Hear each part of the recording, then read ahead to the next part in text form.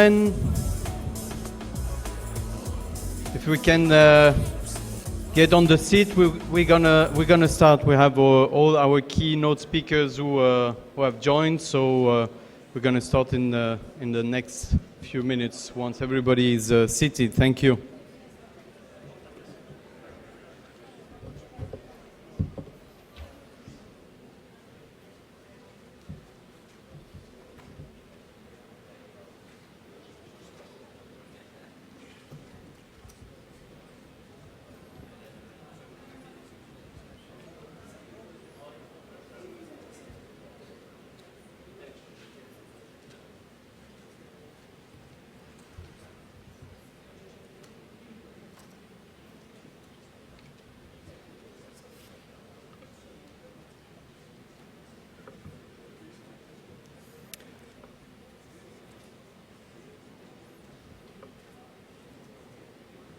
Your Excellency, Mr. Ki-Tak Lim, Secretary General of the International Organization, Mr. Jan Dusic, Director of Europe Office, the United Nations Environment Programme, Honorable Dr. José Herrera, Minister for Sustainable Development, the Environment and Climate Change, the Honorable Joe Mizzi, Minister for Transport and Infrastructure, and the Honorable Dr. George Vella, Minister for Foreign Affairs.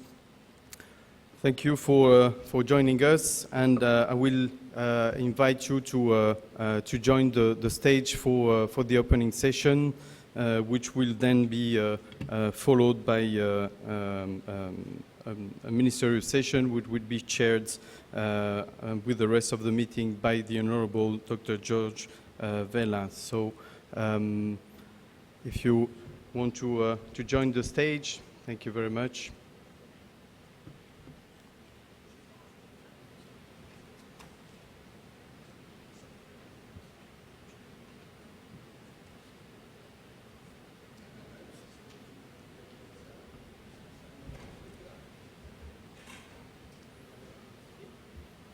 So, Your Excellency, Mr. Ki-Tak Lim, Secretary General of the International Maritime Organization, will now give his keynote address to the meeting.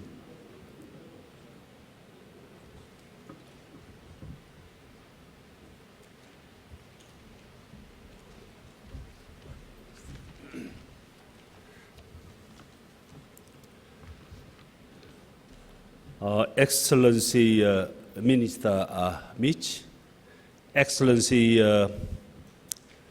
Minister Dr. George Vella, and Excellency Minister Dr.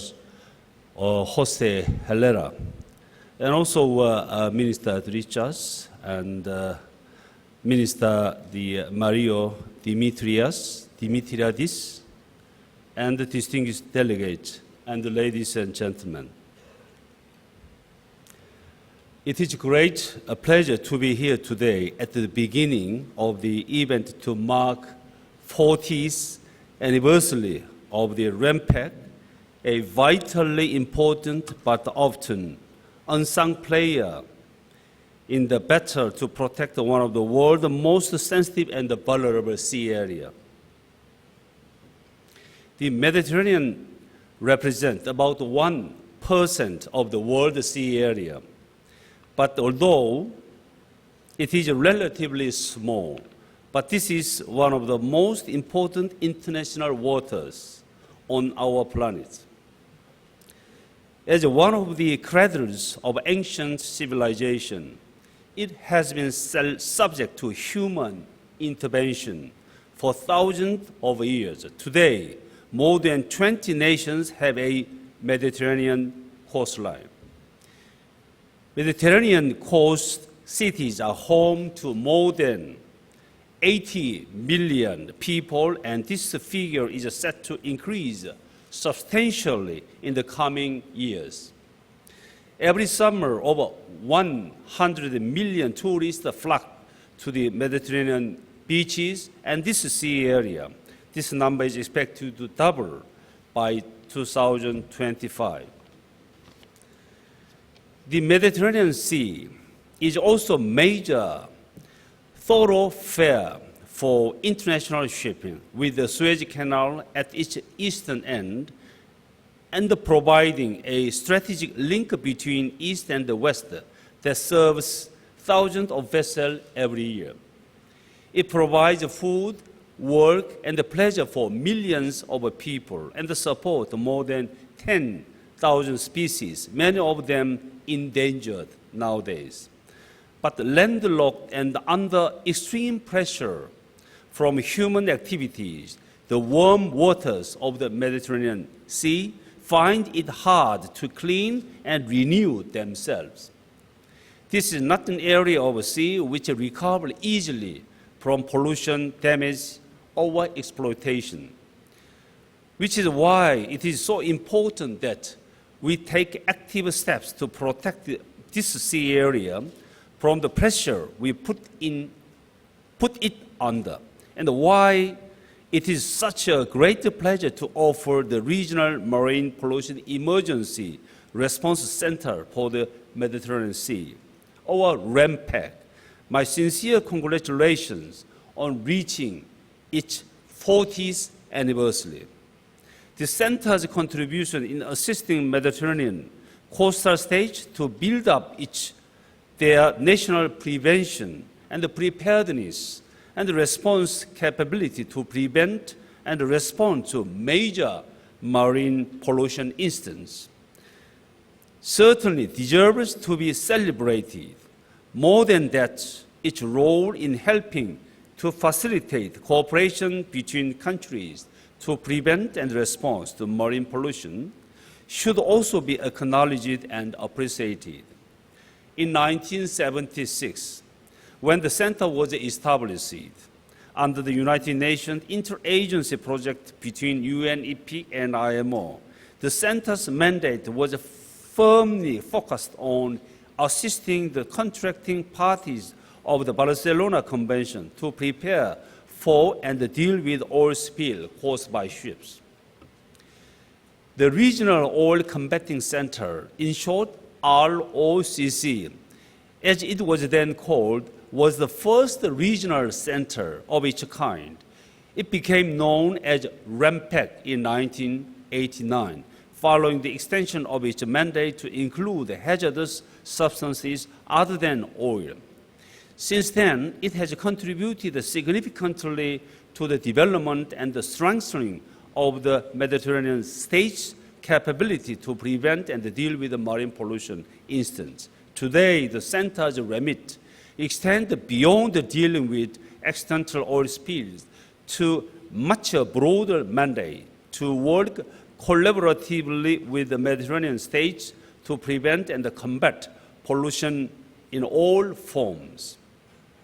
The center's work today addresses pollution from oil and hazardous and noxious substance, surveillance for possible illegal operational discharge, ballast water discharge, emission from ships, and anti-fouling system. It is also working with the countries to ensure the provision of adequate port reception facilities in the main ports around the Mediterranean Sea area. Another important part of its work is to help coordinate efforts to build the capability in national maritime administration to prepare for and deal with the pollution from ships. And this includes developing the legislative and the administrative frameworks needed at the national level. The network of protection for the Mediterranean Sea, encompassing prevention, preparedness, and the response function, is highly appreciated by all IMO member states and indeed the wider maritime communities. And through the effectiveness of its mandate and the work, REMPEC has become a model for the establishment of a similar center in other regions of the world.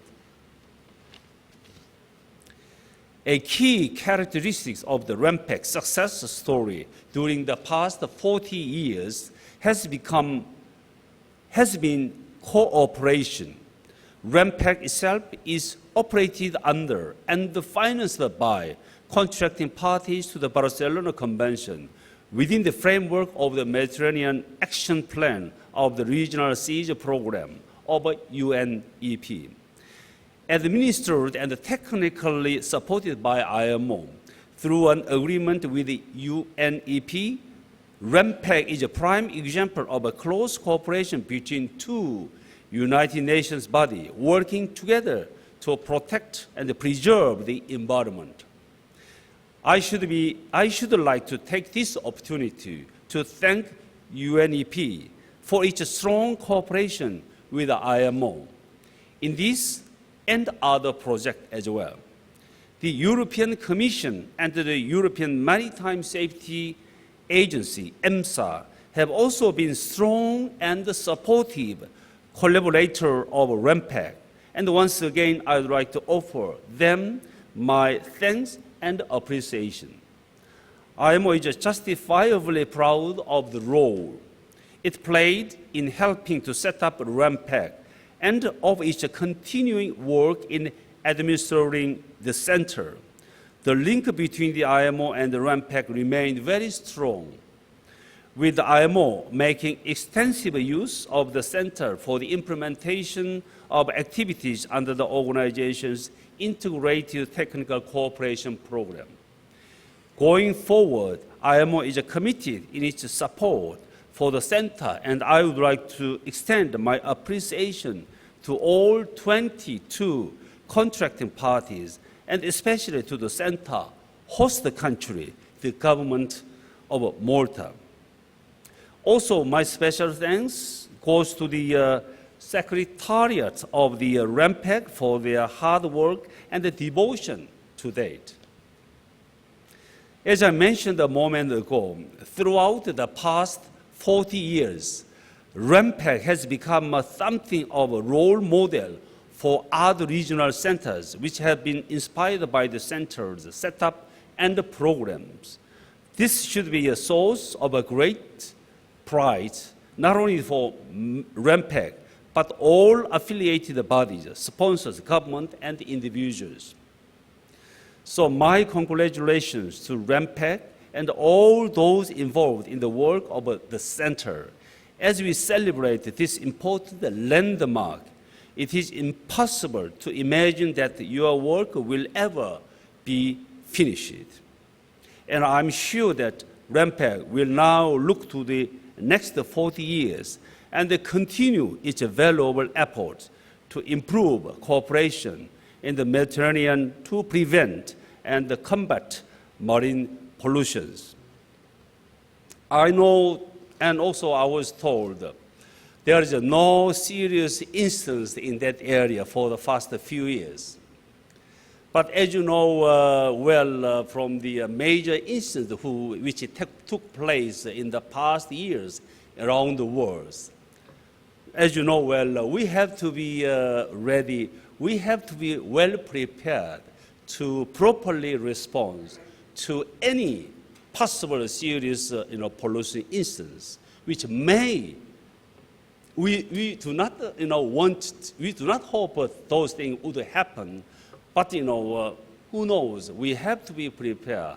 So in that sense, I believe, again, the role and the contribution of REMPEC has been great in terms of preserving and protecting marine environment in this very vulnerable Mediterranean Sea.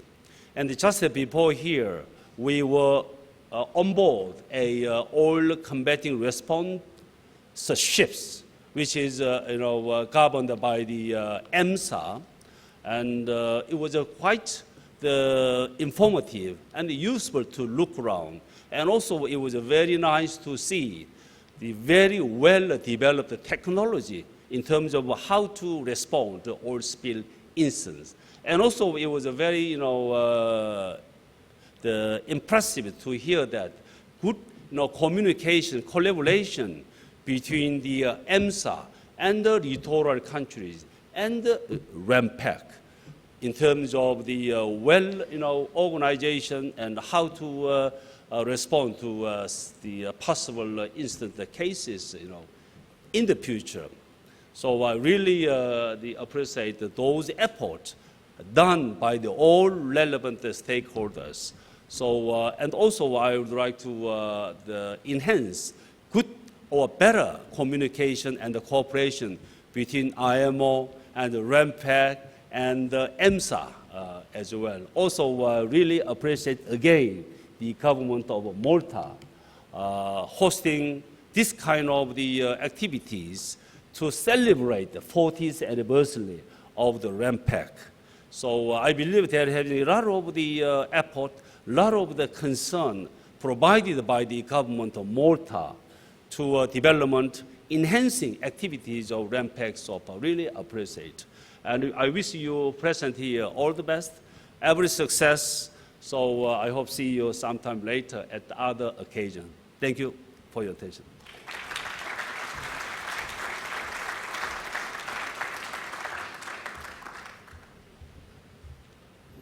Thank you very much, Secretary General, for your keynote address. We will now invite Mr. Jan Dusic, Director of Europe Office of the United Nations Environment Programme. Thank you.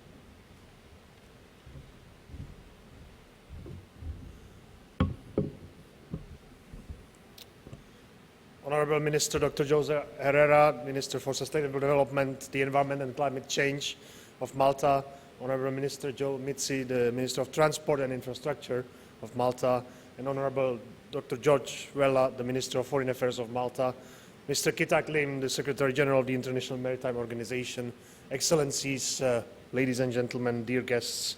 It is a great honor and pleasure to welcome you warmly on behalf of the UN Environment to this high-level meeting for the celebrations of the REMPEC's 40th anniversary. Administered by the International Maritime Organization in the framework of a long-standing and successful cooperation that the Secretary General referred to with UN Environment, hosted and strongly supported by the Government of Malta, REMPEC, under the guidance of the Conference of Parties to the Barcelona Convention and its protocols, has grown over the last 40 years as a center of excellence to foster regional cooperation and support the Mediterranean countries to successfully cope with the challenges of pollution, prevention and control from the sea-based activities and the shipping sector. We have come today to jointly celebrate the 40th anniversary of REMPEC after celebrating some months ago the 40th anniversary of the Mediterranean Action Plan and of its Barcelona Convention. The UN Environment, establishing its Regional Seas Programme 42 years ago, aimed to support the sustainable management and use of marine and coastal environment and to address effectively the degradation of the world oceans and coastal areas and promote regional cooperation among neighbouring countries in comprehensive and specific actions to protect their shared marine environment. At that time, the major objective was the establishment of regional marine pollution control programs in areas that for geographical, ecological or political reasons were perceived to have common elements and interests. The program has steadily grown and today covers 18 regions of the world, representing virtually all the world's oceans and seas. The Mediterranean was the first ever region to adopt an action plan under the Regional Seas Programme and served as an example for the development of action plans in other regions. The Barcelona Convention and its 7 landmark protocols that lay down in the heart of the Mediterranean Action Plan represent a solid and advanced regional legal framework for the protection of the Mediterranean marine and coastal environment in the context of sustainable development. On the 9th of November 1976, United Nations Environment Programme and International Maritime Organization signed the Memorandum of Understanding concerning cooperation between the two institutions. The areas of mutual interest and cooperation related to pollution incident preparedness, response and cooperation. Since then, IMO and UNEP have contributed to the establishment of various regional centers around the world, including REMPEC, which was the first of its kind and later used as a reference for other regional arrangements. REMPEC doesn't represent only a pioneering and unique experience in the region, but it is also an excellent example of the UN system organizations delivering as one. Let me provide an example of the results of this successful cooperation between UN Environment and IMO. The coordination of the response operations to the Lebanese oil spill of 2006. Indeed, REMPEC set up and coordinated a group of experts to provide immediate advice and technical assistance on response strategy and techniques, to assess resources requirement, and to elaborate the €50 million anti-pollution action plan adopted at the international meeting convened and attended by our Executive Director and the Secretary General of IMO in August 2006. This effort was coordinated with the respective competent national authorities in the region, in liaison with the Mediterranean Action Plan, and in close cooperation with UNEP, OCHA, IMO, the European Commission, and other partners. This remarkable example of cooperation between the two institutions, as well as a number of everyday stories, prove that the established partnership between UNEP and the International Maritime Organization has been a remarkable success in addressing global concerns at regional level, especially with regards to the need to effectively respond to and to combat pollution from the maritime sector. The importance of this well-established cooperation is reaffirmed by the fact that combating marine pollution is still very high on UNEP's agenda. We have come a long way from the time of its launch, and many achievements can be recalled. Over the decades, REMPEC has evolved from a sectorial approach dealing with very specific and technical issues to an integrated approach in line with the UNEP MAP and UN environment priorities, as agreed in the current UNEP MAP medium-term strategy and several decisions of the contracting parties to the Barcelona Convention and its protocols. Ocean governance, marine pollution, reduction and prevention, and green financing represent high priorities for the UN environment. In May 2016, the second session of the United Nations Environment Assembly of UNEP concluded its work in Nairobi, Kenya. More than 170 countries were represented, of which 120 at ministerial level. That extraordinary meeting of governments has produced a number of resolutions that are an integral part of the global action needed to implement the 2030 Agenda for Sustainable Development and the Paris Climate Agreement, which this morning has been formally ratified by the European Union. I would like to briefly highlight here the 4 resolutions of UNEA that deal with oceans and seas. First, on oceans and seas, the governments called for continued cooperation and coordination on marine issues and requested UNEP to step up its work, including through the Regional Seas Programme. Secondly, in relation to the roles, functions and modalities for UNEP implementation of the Samoa pathway as a means of facilitating achievement of the Sustainable Development Goals, the resolution addresses the need for strengthening the UN system to support small island developing states in keeping with the multiple ongoing and emerging challenges faced by those states in achieving sustainable development. Third, on marine plastic litter and microplastics, where the delegates sought the assistance of UNEP to assess the effectiveness of governance strategies and approaches to combat marine plastic litter and microplastics, and to help develop and implement national and regional action plans to target marine litter, with emphasis on those regions that are the largest sources. And last, sustainable coral reefs management. The resolution constitutes a strong call for national, regional and international initiatives, cooperation and commitments to conserve and sustainably manage coral reefs, including cold water coral ecosystems and mangrove forests that contribute to food security and nutrition for people's livelihoods.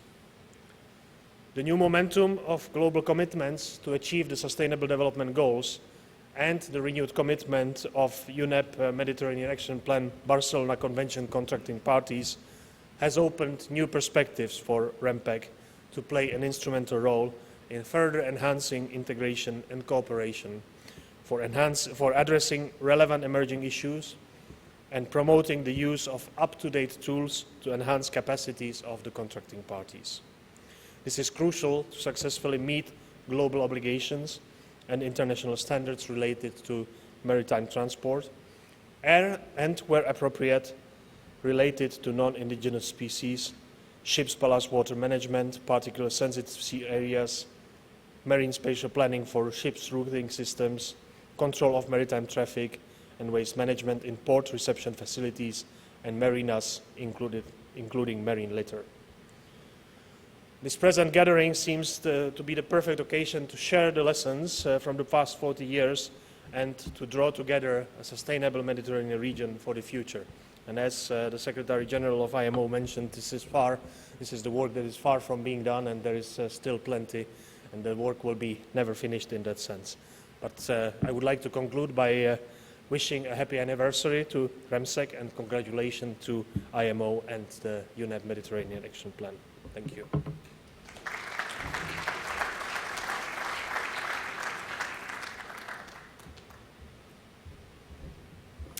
Mr. Dusic, thank you very much for your kind words. I will now invite the Honorable Dr. José Herrera, Minister for Sustainable Development, the Environment and Climate Change of the Government of Malta.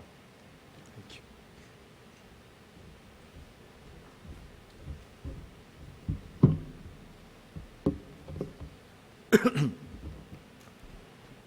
Honorable colleagues, Secretary General, Director, Your Excellencies, Ambassadors, Chairmen and CEOs of various important Maltese entities connected with the environment and maritime affairs, and distinguished people present. It gives me great honor to address this important event to celebrate REMPEC's 40th anniversary. Malta is very proud to have hosted this important United Nations institution for 4 decades. And we in the environment sector are especially very proud of REMPEC and its work to help prevent and coordinate combating of marine pollution from ships in the Mediterranean. One must not forget the continued risks posed to our marine environment through pollution as it affects its ecological equilibrium, its resources, and their legitimate uses. We are all aware of the importance of the Mediterranean Sea for global maritime shipping and at the same time of the semi-enclosed nature of this marine region. This renders it more vulnerable to pollution due to its limited water exchange. It is within this context that pollution events are of particular concern to this marine region. Pollution incidents such as oil spills and associated introduction of pollutants in the marine environment are linked to devastating impacts on marine and coastal ecosystems. The Barcelona Convention for the Protection of the Marine Environment and the Coastal Region of the Mediterranean Sea, under which REMPEC falls, is an important convention for Malta due to our maritime vocation and geographic location in the Mediterranean Sea. Indeed, Malta attaches high priority and relevance to all matters concerning the Mediterranean region and believes that environmental cooperation represents a strategic tool to contribute to the overall stability of the Mediterranean region. In this respect, Malta believes that the UNEP/MAP Barcelona system is a unique and valuable cooperation system for the protection of the marine environment in the Mediterranean region. Malta has always been actively supportive of the MAP system, particularly REMPEC, and we continue to highlight the importance of this center to the Mediterranean region. The Mediterranean Action Plan continues to be an important and necessary tool for the protection of the economic, social, health and cultural value of the marine environment of the Mediterranean Sea area. Malta, along with partners, continues to be committed to the preservation of our common heritage for the benefit and enjoyment of present and future generations. In our opinion, close cooperation among the states and international organizations concerned and a coordinated and comprehensive regional approach for the protection and enhancement of marine environment in the Mediterranean Sea, our area continues to be vital. Over the years, REMPEC has shown its worth as a regional center focusing on combating massive marine pollution by oil through its work on strengthening the capacities of coastal states in the Mediterranean region and facilitating cooperation among them. This by establishing a regional information system to deal with marine pollution emergencies, and in later years with a particular focus on preventive measures against pollution from ships.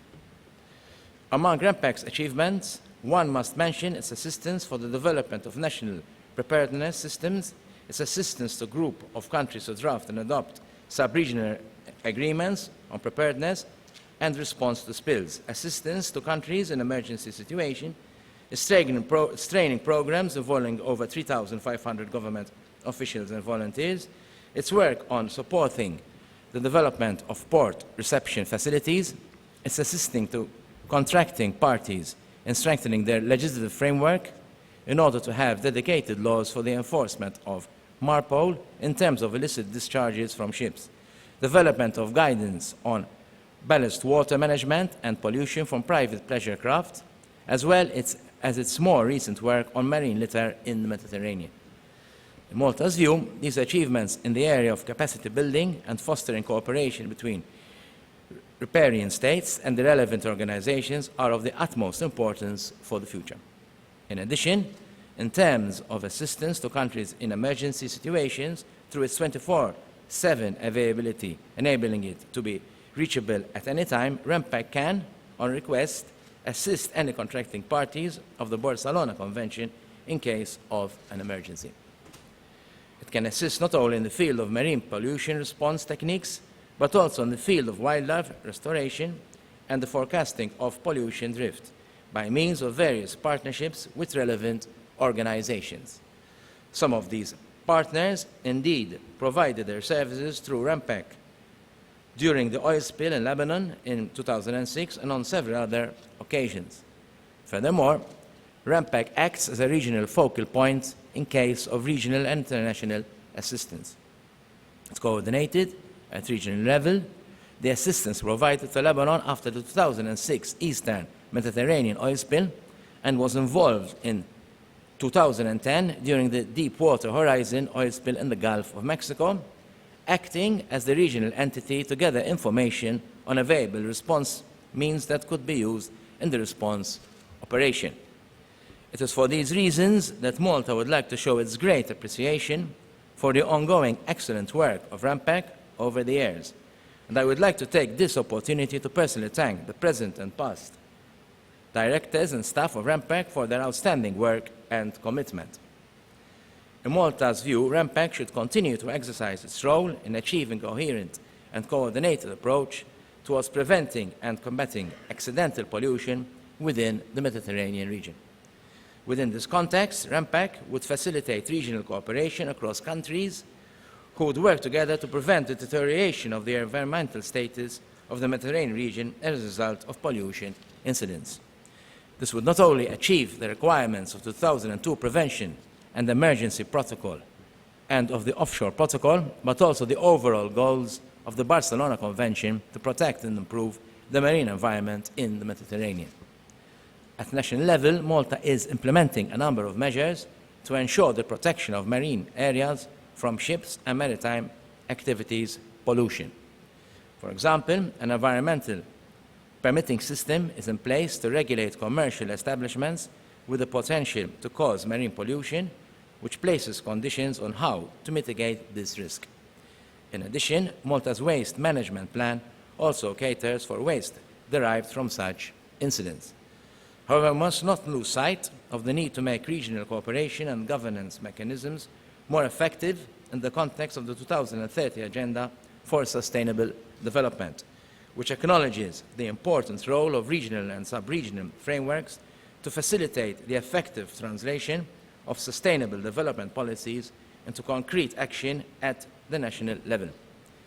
In this respect, Malta reiterates its support for the implementation of the revised Mediterranean Strategy for Sustainable Development, which was reviewed during the 2013-2015 biennium when Malta held the presidency of the Mediterranean Commission on Sustainable Development and adopted earlier this year during the Conference of the Parties for the Barcelona Convention in Athens.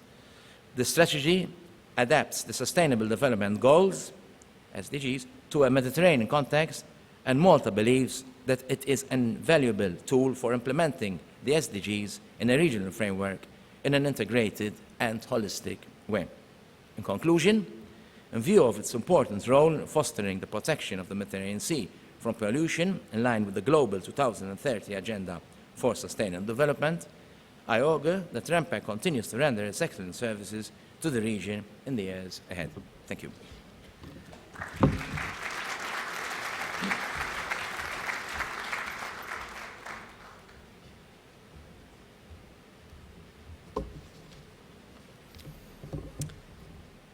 Dr. Jose Herrera, thank you for your words. I will now invite the Honorable Mr. Joy Mitzi, Minister for Transport and Infrastructure of the Government of Malta, for his keynote address.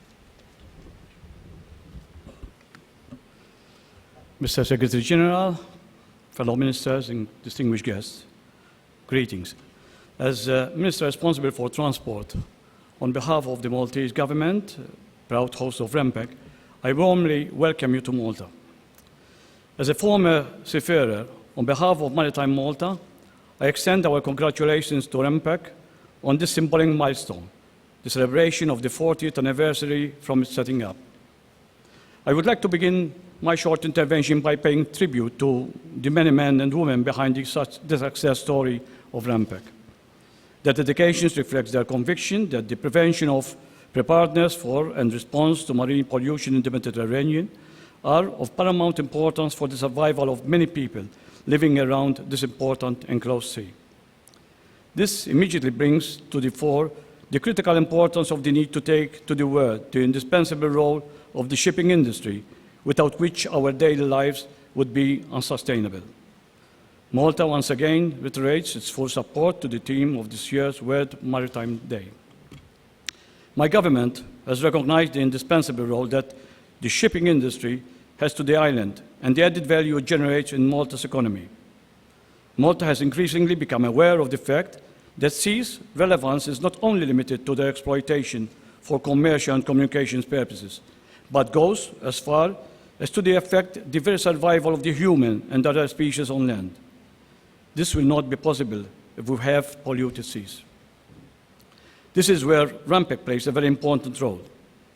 REMPEC is to make sure that littoral states of the Mediterranean coordinate their efforts towards further strengthening their capacities with a view to abating, combating, and to the fullest extent eliminating pollution of the marine environment. Our support for the global approach to IMO goes on the same pace with our appreciation of the importance of regional cooperation. This is evidenced by our commitment to the Mediterranean Action Plan established under the Barcelona Convention. I am extremely proud to witness the anniversary of this prestigious institution, which for 40 years has served as a beacon for many government advisors, experts, diplomats, and many others engaged in the maritime industry to enhance their knowledge and to be prepared to combat pollution in the Mediterranean Sea, given their contribution to strengthen the cooperation among Mediterranean countries. REMPEC was established and sustained in Malta thanks to the strong will and the enlightened interest of successive Maltese governments to establish Malta as a center of maritime excellence, and in giving our contribution for making a difference in the maritime sector. Our belief and continuous commitment in supporting technical cooperation projects and in tirelessly serving the maritime community with the global aim to preserve the seas as a common heritage of mankind for the next generations makes Malta proud of its close association with the vision that was REMPEC and with the realization of that vision. The Maltese government has been there from the very early days, and not only has its support not faltered, but it has increased over the years. We are firmly committed to continue affording REMPEC our unfaltering support for the benefit of the Mediterranean Sea and its littoral states. In conclusion, I started this presentation with words of greetings from the government of Malta and from Maritime Malta. I shall end with a solemn reiteration of Malta's support via MoFilm and the belief that it is this organization that should lead the program for safer and more secure shipping and cleaner oceans, and of Malta's support for REMPEC, firm in the belief of the great benefits of regional cooperation in the Mediterranean for the benefit of its littoral states and their people. Ad multos annos REMPEC.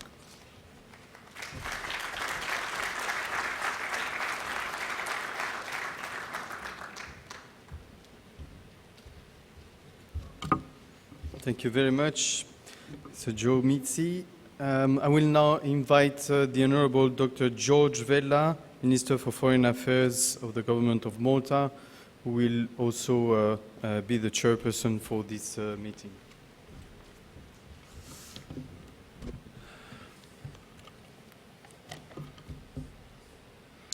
Honourable colleagues, Mr. Secretary General, Excellencies, distinguished guests, ladies and gentlemen. The 40th anniversary of the establishment of the Regional Oil Combating Centre, as it used to be known, the ROCC, the precursor of the present Regional Marine Pollution Emergency Response Centre for the Mediterranean, which we are calling REMPEC, here in Malta, is an occasion that warrants special commemoration. I am immensely pleased of REMPEC's commitment towards the achievement of the goals set by the international maritime community. Today's event puts under the limelight this world-class regional centre, specializing in combating accidental marine pollution, mostly from hydrocarbons, and operating for the past 40 years, fully committed to Mediterranean maritime cooperation. 1976 was 9 years after the Torrey Canyon had spilled 121,000 tons of Kuwaiti crude oil after grounding on the Scilly Islands. Hundreds of kilometers of English and French coast suffered serious pollution, with huge environmental and ecological as well as economic damage. In those 9 intervening years, many maritime disasters happened. Landmark events that sensitized the conscience of the international community. Enough to mention just a few: the Spiros Lemnos, the Polycommander, Sabine, Donna Marica, Universe Leader, Jacob Merckx, Olympic Alliance, and others, to be followed then by the Pacific Glory in 1976, by the Orquiola and the Berlin maritime disasters. The next major disaster was that of the Amoco Cadets in March 98, spilling a record 228,000 tons of light Arab and Iranian crude on the Brittany coast. This last event was the largest maritime pollution disaster ever. Thankfully, no disasters of such magnitude happened in the Mediterranean. However, the Mediterranean also had its fair share of shipping accidents, with the then ROCC reporting in its early years of 6 cases in 1977, 11 in 1978, 10 cases in 1979, and 12 cases in 1980, between collisions, groundings, damage, wrong maneuvers, and other causes of accidents. The earliest modern international convention for the protection of pollution of the sea by oil goes back to the 1954 London Convention. Legislation followed to cover other aspects of marine pollution, such as from dumping of wastes and from land-based sources, and covering different regions, such as the Nordic Sea, with the Nordic Agreement, the Baltic Sea, and other agreements. It was in 1976 that the Barcelona Convention for the Protection of the Mediterranean Sea against pollution was agreed to. It was from the plan for action of this convention that the then ROCC, the first of its kind in the world, was conceived. Our country's commitment towards a world of nations governed by principles of mutual cooperation and understanding, and underpinned by the rule of law, has been prominently manifested throughout our history. Malta's initiatives within the United Nations on issues relating to the environment are well known. One such major contribution is exemplified by the seminal concepts relating to the seas and the seabed as part of the common heritage of mankind, pioneered at the time by Dr. Arvid Pardo, Malta's former UN ambassador. This proposal, presented on the 1st of November 1967, spearheaded a treaty to prevent an arms race under the sea, dealing with the dangers of a potential competitive scramble for oil, minerals, and other underwater riches. A law of the sea as we know it today would eventually materialize in 1982. Under the United Nations Convention on the Law of the Sea, known as UNCLOS, participating states are bound to protect and preserve the marine environment and shall take measures to prevent, reduce, and control all types of pollution of the marine environment. Indeed, REMPEC is the embodiment of this general obligation. Since 1976, ROCC and then REMPEC has supported Mediterranean states in combating oil pollution ever since. Celebrating 40 years since its inception also means celebrating 40 years of achievement. The Centre's original mandate to strengthen the capacities of coastal states in the Mediterranean and to assist in combating marine pollution by oil has been broadened over the years to address also other sources of pollution that could threaten the Mediterranean. Through its work towards developing and bolstering national capacities to combat pollution, mostly by hydrocarbons, and the establishment of a regional information center to deal with marine pollution emergencies, REMPEC has built itself a solid reputation in the field. As I have already mentioned, this year also marks the 40th anniversary of the Barcelona Convention, which, together with the Mediterranean Action Plan, represents one of the most advanced legal regimes for regional cooperation and the framework under which REMPEC operates. Within the MAP system, the first ever regional agreement under the United Nations Environment Programme, REMPEC has constantly reiterated its call in preventing and responding to marine pollution from ships. Excellencies, taking this opportunity, Malta would like to express its appreciation for the work conducted by REMPEC, operating under UNEP, MAP, and the International Maritime Organization, in its mandate to protect the marine environment. In this regard, the Government of Malta will continue steadfastly to support REMPEC in its regional mission in the years to come. For an island state like Malta, the sea has always been our vocation. The Mediterranean and our maritime activities have ultimately shaped and steered our relations with our neighbors and with Mediterranean friends. All of this comes at a key moment for the Mediterranean and Europe. As we celebrate this 40th anniversary, let us recall the importance of regional cooperation to ensure a sustainable and healthy Mediterranean that we can confidently and responsibly pass on to future generations. Thank you very much.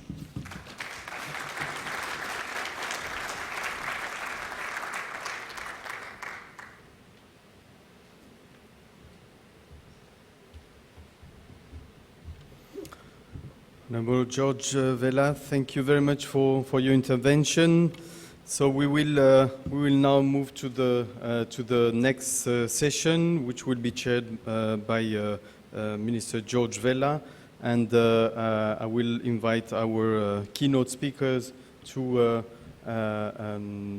join the floor whilst we will project a video. So you will see the video and before we start the next session. And I will invite all the next intervention for the ministerial session, but also in the panel discussion to keep the timing, as we have a very short timing. So I will appreciate your understanding. And in the meantime, we'll project the video. Thank you very much.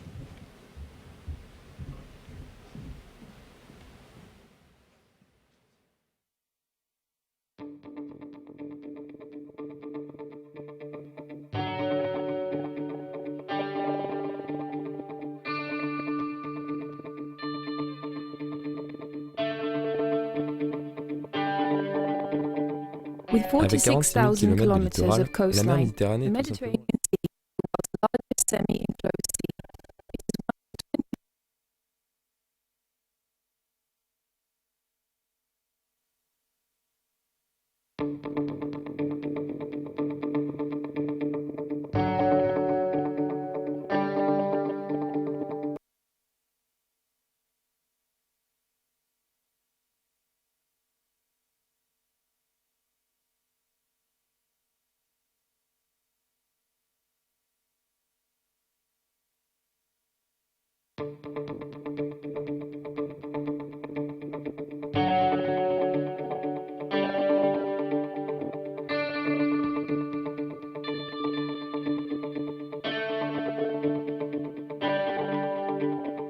With Avec 46,000 kilometers littoral, of la mer coastline, Méditerranée the est tout simplement la Mediterranean plus Sea vaste is mer the world's semi-submergée du largest globe. semi-enclosed sea.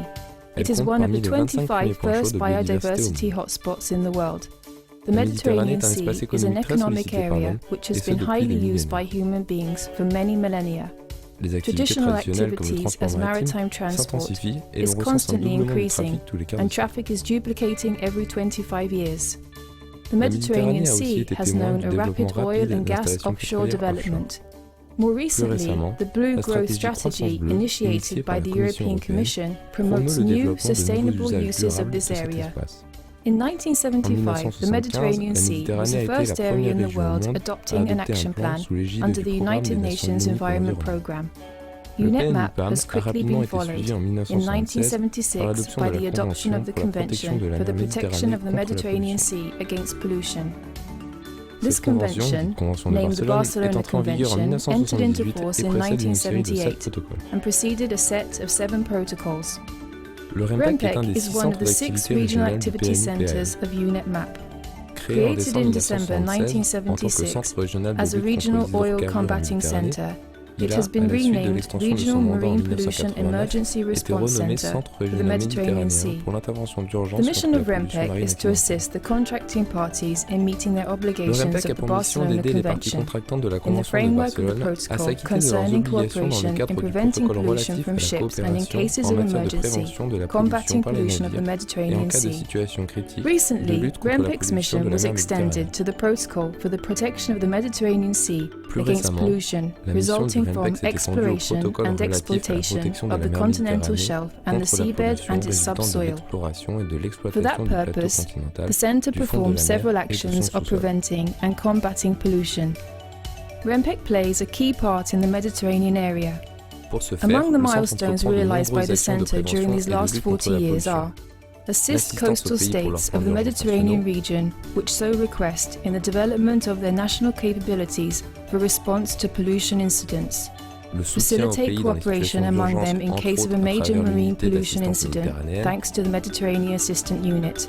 la diffusion Perform de l'information information et des systèmes exchange d'aide and à décision, dissemination. le développement des Develop skills compétences and et des training. exercices, le renforcement Reinforce de maritime l'efficacité des administrative administrations efficiency. maritimes, la surveillance Monitor et and le control contrôle des illicit rejets illicites par discharges les from navires. ships. Le REMPEC s'emploie à REMPEC is poursuivre les committed efforts to the entrepris, implementation of the notamment dans la mise en œuvre des 2016 to objectifs spécifiques 2021 de la Regional stratégie Strategy régionale for the prevention 2016-2021 of pour and la response prévention to et la marine lutte contre la pollution from pollution ships. marine provenant des navires. REMPEC will Les continue perspectives to de work travail with avec les various divers acteurs international, provenant d'instances European, internationales, regional, européennes, sub-regional, régionales, public and sous-régionales, private institutions nationales, who du are secteur ambitious public to comme protect privé, the ont Mediterranean autant de Sea. collaborations As pertinentes it has et done in ambitieuses the past en vue de 40 years, protéger la mer Méditerranée. REMPEC looks À forward l'instar des 40 positively to dernières work années, even le harder REMPEC a for la the volonté de protection travailler and de plus belle preservation pour of les the années à venir Mediterranean dans la Sea protection in the et la many years to préservation de la come. Méditerranée.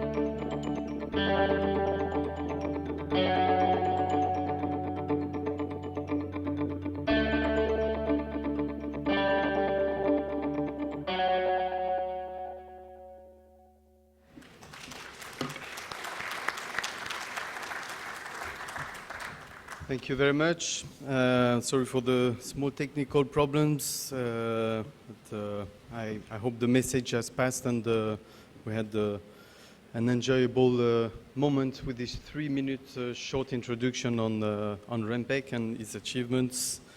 And I would like now to invite the Honorable Dr. George Vella, Minister for Foreign Affairs, to chair the next session, which will be the ministerial session. So, George Vella.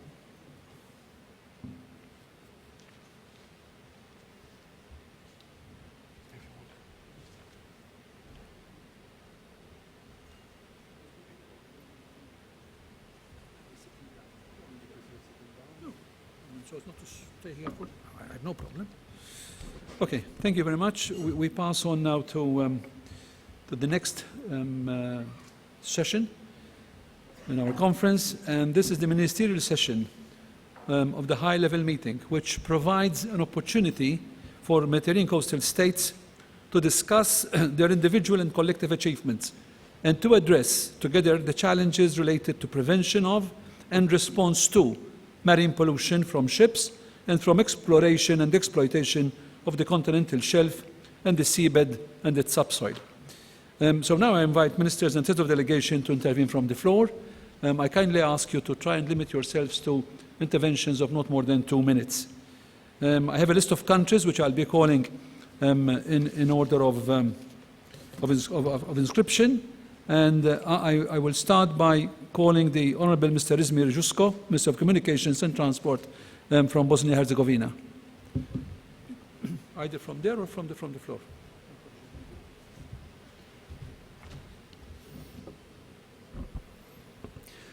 General Secretary, Ministers, Excellency, delegates, ladies and gentlemen, it's my big pleasure to be here, and in the next couple of minutes I'll give you some more information, actually short information about the situation when you're talking about this topic in Bosnia and Herzegovina. The only way for Bosnia and Herzegovina to access to Adriatic Sea is the municipality Neum, in the total length of coastline and 24.5 kilometers. Neum is also called the natural port and the only seaside municipality in Bosnia and Herzegovina. The sea border between Bosnia and Herzegovina and Croatia is located in the Middle East between Klek Peninsula and the Pelješac Peninsula, which means that the Bosnia and Herzegovina Sea is surrounded by Croatian territorial waters, and Bosnia and Herzegovina cut Croatian coastline in 2 parts. The only possible access to territorial sea of Bosnia and Herzegovina to open Adriatic Sea is through the Croatian waters. The total length of sea border is about 16 kilometers. It is important to emphasize that Neum is a tourist destination, very popular tourist destination who growing up 45% in the last 2 years. He is properly slowed to issue of west waters by applying regional system of Komarna-Neum-Mljet channel, providing maritime zone with the long-term protection against pollution. Also, a small number of vessels entering and staying in maritime zone, which has led only one incident in the last 20 years, fire on the yacht. Potential pollution of the waters is possible in the Neretva River due to frequent flooding in the recent times. Such contamination would first contaminate the sea in Croatian waters, and only later, depending on the weather, would come to the pollution of other waters. In event of large-scale maritime pollution, the assistance of Croatia is required. There are signed agreement between Council of Ministers of Bosnia and Herzegovina and the Croatian government on cooperation in this area of protection from natural and man-made disasters. Similar situation is anticipated in the event of sea pollution by oil derivatives or chemical substance. Expectation from the REMPEC. As I mentioned earlier, REMPEC as the implementing partners has consciously contributed in upgrading the knowledge and skills of maritime authority personnel and assist in better understanding and harmonization of international standards and regulation. As we are just about to begin establishing the efficient administration on state level, assistance is required in order to prepare an appropriate system of the development, reconstruction and revitalization of waterway and navigation, and to prepare domestic legislation by adopting the relevant convention and regulation. It's also necessary to make future efforts in order to accept international rules and regulation in terms of special measures to exchange maritime safety and security at sea, in line with International Convention for Safety of Life in Sea and International Ship and Port Facility Security Code. Long-term vision will be our focus.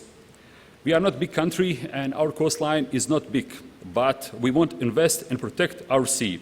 Summit like this will help us to exchange information and hear new information, will help us to be effective and efficient in the future. And one more time, thank you, organization.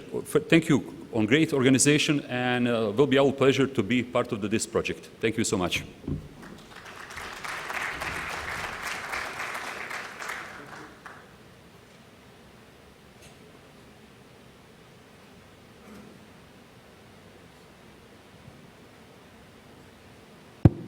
Thank you, Honourable Minister. Now I call on the Honourable Mr. Marius Demetriades, Minister of Transport, Communications and Works from Cyprus.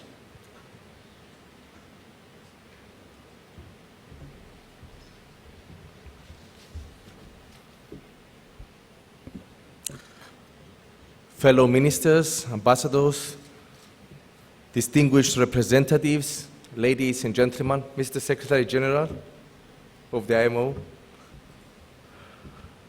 Firstly, I would like to express my personal and my government's sincere thanks for the opportunity to participate in the 40th anniversary of REMPEC, a center under the Barcelona Convention that has contributed significantly not only in the protection of the Mediterranean, but also in bringing together our countries to a common cause, which is, of course, the protection of our sea.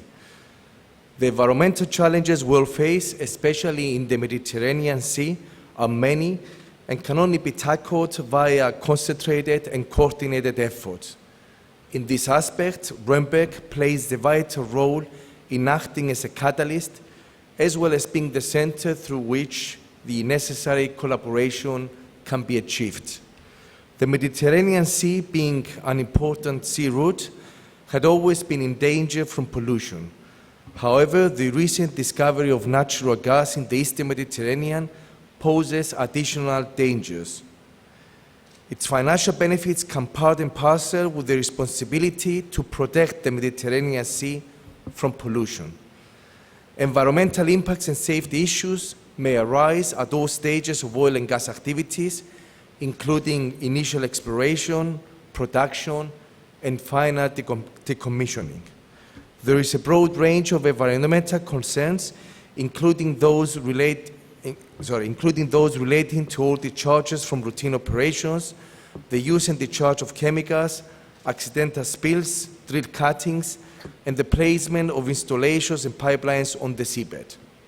And the truth of the matter is that the economy of our countries relies heavily on the sea and tourism. We therefore need to take all necessary measures from the very beginning in order to protect our marine environment from mismanagement of offshore drilling activities and hydrocarbon transportation, whether that is carried out by pipelines or ships. The Barcelona Convention and its protocols for the protection of the Mediterranean, to which Cyprus, as well as all other Mediterranean countries, are members, is a solid legal instrument that can be used in order to achieve the regional cooperation that is necessary to deal with the potential threats to the environment. Cyprus, being particularly active in Barcelona Convention and fully aware that the discovery and utilization of hydrocarbons in its exclusive economic zone region is a potential threat to the environment, considers imperative that regional cooperation is essential in dealing with all pollution incidents that could easily be beyond the technical and capabilities of our country. Based on this principle, last April, a trilateral declaration of intent was signed between Cyprus, Greece, and Israel on the protection of the environment, focusing on marine pollution from hydrocarbons. Having signed the agreement, the three countries sought the assistance of REMPEC in developing a sub-regional contingency plan based on the new realities, which include hydrocarbon exploitation. I have to say that the response of REMPEC, as well as the Secretariat of the Convention, which I deeply thank, was immediate and positive. Furthermore, REMPEC, with the technical assistance of ITOP, supported the revision of the National Contingency Plan of Cyprus, which will be adopted soon. Dear friends, the Regional Marine Pollution Emergency Response Center does not need to be advertised. It has proved itself over the last 40 years. However, as I indicated above, the emerging challenges in the Mediterranean, which are many, and therefore every assistance should be given to REMPEC, financial as well as human resources, so that it can continue its role and be the link for achieving close cooperation between all countries, north and south, as well as the European Commission and its institutions. Mediterranean Sea is the cradle of civilization and has been offering its blessings to humanity for thousands of years. We now know that the people of the Mediterranean have also been blessed with hydrocarbons, a natural resource valuable for their economies. It is up to us to use this blessing with wisdom and humility in order to ensure the well-being of our people and use it to build bridges of peace and mutual respect between nations while ensuring that we protect the unique environment and biodiversity of our sea for the generations to come. Thank you for your attention.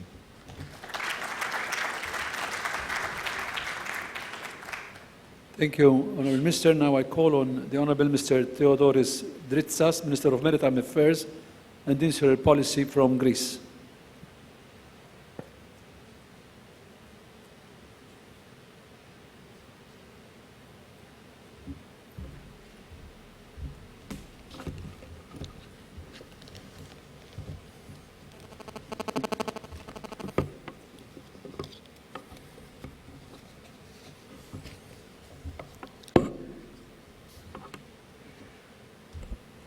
Honorable Secretary General of IMO, Honorable Ministers, Honorable Head of Office of REMPEC, ladies and gentlemen, I'm sorry, but it's better for me to speak in Greek.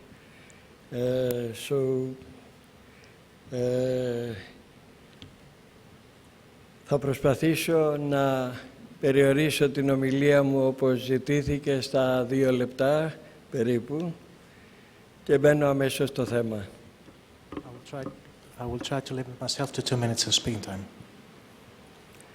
Αποτελεί για μένα ξεχωριστή τιμή να απευθύνομαι στο ακροατήριο αυτό με την ευκαιρία της 40ης επετείου από την ίδρυση του REMPEC.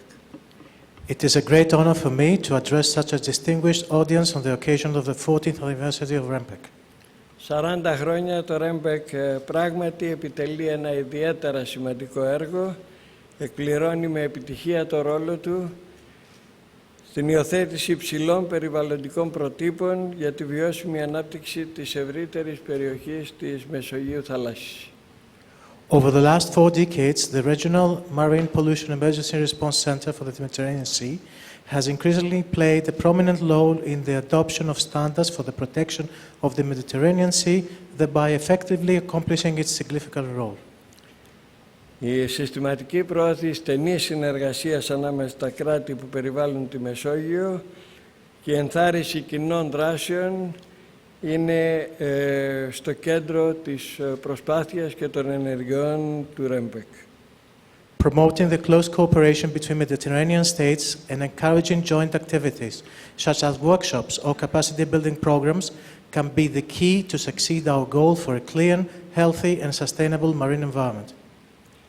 Η υποστήριξη του REMPEC στα μεσογειακά κράτη αντανακλάται απόλυτα σε πολλά πεδία και ένα από αυτά, και θέλω ιδιαίτερα να το επισημάνω, είναι η επικείμενη παροχή συνδρομής στην Ελλάδα, στην Κύπρο και στο Ισραήλ για την ανάπτυξη και την εφαρμογή ενός υποπεριφερειακού σχεδίου έκτακτης ανάγκης στο πλαίσιο της τριμερούς δήλωσης συνεργασίας των χωρών αυτών για συνεργασία στον τομέα της προστασίας του περιβάλλοντος με έμφαση στον τομέα της ετοιμότητας και αντιμετώπισης της θαλάσσιας ρύπανσης από πετρέλαιο. In this framework, REMPEC's assistance to Mediterranean states is perfectly reflected in REMPEC's imminent support to Greece, Cyprus and Israel for developing and implementing a sub-regional contingency plan in the framework of a joint declaration of these 3 countries for cooperation in environmental protection, emphasizing in the field of preparedness for a response to marine pollution from oil. Αυτή η τριμερή συνεργασία και η κάλυψη δεν αφορά μόνο τις 3 χώρες, αφορά όλες τις χώρες της Μεσογείου. Αφορά τη Μεσόγειο θάλασσα. This tripartite understanding between the 3 countries is also applied to all the Mediterranean countries. It's not just for those 3 states. Στο σημείο αυτό οφείλω να επισημάνω και να αναφερθώ και στην αναθεώρηση και υιοθέτηση της περιφερειακής στρατηγικής για την πρόληψη και αντιμετώπιση της θαλάσσιας ρύπανσης στη Μεσόγειο 2016-2021. At this point, I should also refer to the revision and adoption of the regional strategy for the prevention and response to marine pollution from ships 2016-2021, which is considered as a milestone for REMPEC. Η χρονική συγκυρία του σημερινού εορτασμού είναι ιδιαίτερα σημαντική για το κέντρο, καθώς και ο ρόλος και η εμπλοκή του στην αποτελεσματική υλοποίηση των επιμέρους στόχων της στρατηγικής του αποτελεί ρόλο κλειδί. The Center holds a key role for the effective implementation of the strategy's objective, and its support and assistance towards this goal is invaluable. Γι' αυτό και με ενδιαφέρον αναμένουμε τη Σύνοδο των Περιφερειακών Εμπειρογνωμόνων για θέματα σχετικά με τα εθνικά σχέδια δράσης για την εφαρμογή της στρατηγικής, η Σύνοδος που πρόκειται να πραγματοποιηθεί στη Βαρκελόνη τον προσεχή Νοέμβριο. In this context, I am glad to say that we are looking forward to the regional expert meeting on national action plans for the implementation of the regional strategy for prevention of and response to marine pollution, which is going to take place in Barcelona in November 2016. Επιπρόσθετα, και καθώς η Διεθνή Σύμβαση για τη Διαχείριση του Έρματος των Πλοίων θα τεθεί σε ισχύ το λιγότερο σε ένα χρόνο από σήμερα, θεωρούμε υψηλής προτεραιότητας για το κέντρο την ανάπτυξη όλων των σχετικών δομών και εργαλείων για την ενημέρωση, την εκπαίδευση και την ανταλλαγή πληροφοριών μεταξύ των μεσογειακών κρατών για την αποτελεσματική εφαρμογή της Σύμβασης. Moreover, as the Ballast Water Management Convention is due to enter into force in less than 1 year, we consider as a high priority the development of all the relevant resources and tools for the training, knowledge and information sharing amongst all the Mediterranean towards the Convention's effective implementation. Χωρίς να παραγνωρίζουμε τη σημασία του πρωτοκόλλου για τις υπεράκτιες εγκαταστάσεις της Σύμβασης της Βαρκελόνης, λαμβάνοντας υπόψη την αύξηση του ενδιαφέροντος για τη διενέργεια εργασιών έρευνας και εξόρυξης υδρογονανθράκων στη λεκάνη της Μεσογείου, θεωρούμε ότι η προστασία του θαλασσίου περιβάλλοντος από τέτοιου είδους δραστηριότητες θα πρέπει να συγκαταληφθεί στις μελλοντικές προτεραιότητες του REMPEC. Notwithstanding the importance of the offshore protocol to the Barcelona Convention, we believe that considering the growth interest in this field in offshore exploration and exploitation of the Mediterranean basin, the protection of the Mediterranean marine environment from the adverse impacts of such activities should constitute one of REMPEC's main future priorities. Η συνεισφορά του REMPEC στην ενίσχυση της βιωσιμότητας του περιβάλλοντος της Μεσογείου δίνει σήμερα περισσότερες προκλήσεις από ποτέ και βρισκόμενοι αντιμέτωποι με την απειλή της κλιματικής αλλαγής παγκοσμίως και την πρόκληση για την επίτευξη των στόχων της Ατζέντας 2030 των Ηνωμένων Εθνών για τη βιώσιμη ανάπτυξη, το REMPEC θα μπορούσε και πρέπει και νομίζω ότι θα το κάνει να αποτελέσει μέσο συνένωσης όλων των μεσογειακών κρατών σε μια κοινή προσπάθεια να διασφαλιστεί η βιώσιμη διαχείριση των φυσικών, θαλάσσιων και παράκτιων πόρων μας. REMPEC's active contribution towards the development of environmental sustainability in the Mediterranean seems nowadays more challenging than ever. Facing the global threat of climate change and the challenge of achieving the goals of the United Nations 2030 Agenda for Sustainable Development, REMPEC could become the means to unite all Mediterranean states in a common effort to ensure the sustainable management of our natural marine and coastal resources. Ολοκληρώνοντας, θέλω να συγχαρώ το κέντρο για την πολύτιμη προσφορά του και τα επιτεύγματά του στην πρόληψη και αντιμετώπιση της ρύπανσης από τα πλοία, να ευχηθώ τα 40 χρόνια να γίνουν 100 και παραπάνω και να εκφράσω την πλήρη υποστήριξη της χώρας μας, της Ελλάδας, σε κάθε προσπάθεια στο επίπεδο δράσης του REMPEC με την διασφάλιση της βιωσιμότητας του κέντρου, την οποία διαχρονικά έχουμε στηρίξει πολλές φορές και μάλιστα σε χρήσιμες στιγμές και θα την στηρίξουμε για μια φορά ακόμα στο μέλλον, γιατί πιστεύουμε στην αποστολή του και στο ρόλο που έχει να επιτελέσει. Σας ευχαριστώ. Concluding, I would like to congratulate the Center for its valuable work and achievements in preventing and combating vessel source pollution, express my country's full support to REMPEC and every effort taking place at international level to ensure its long-term sustainability. Thank you. Thank you very much. We now watch a video message by Commissioner Carmelo Vella, representing the European Union.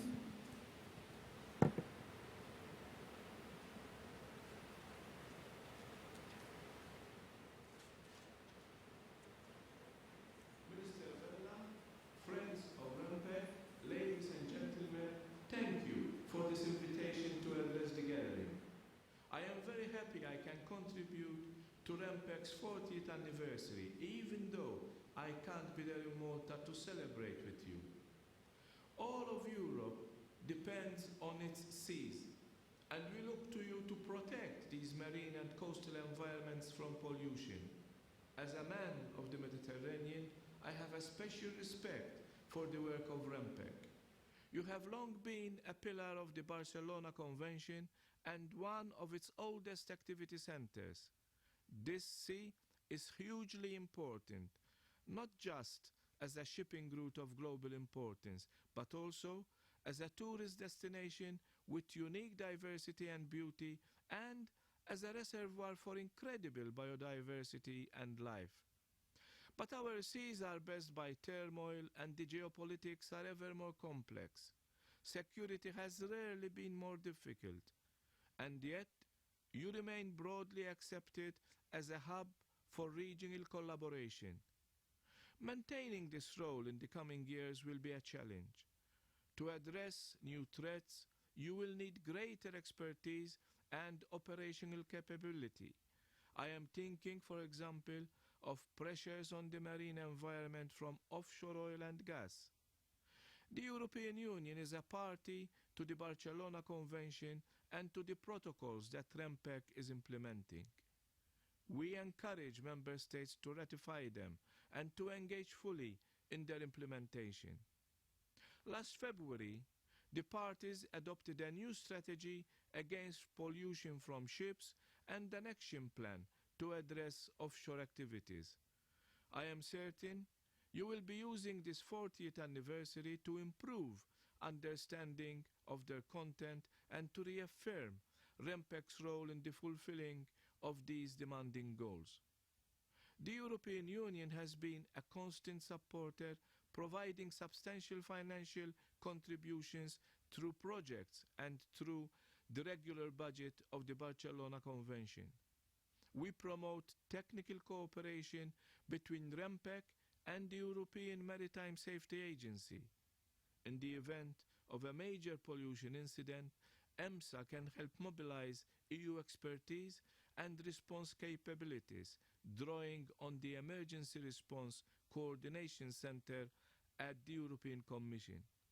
Your efforts to improve the enforcement of international rules are highly valued. Your help in organizing joint surveillance activities and stimulating the exchange of information between law enforcement officials is particularly useful.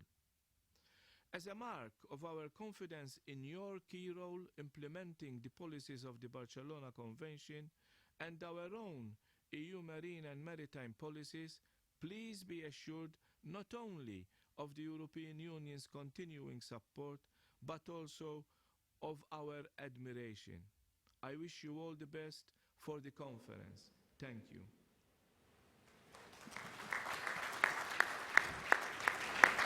We thank Commissioner Vella for his message. Now we continue with the list of speakers. I'm just reminding, kindly try to stick to the 2-minute time limit, because we've got a list of speakers and we would like to be on time. The next speaker is going to be Deputy Minister of Environment, Mr. Kledi Shashiu, I hope I said it right, from Albania.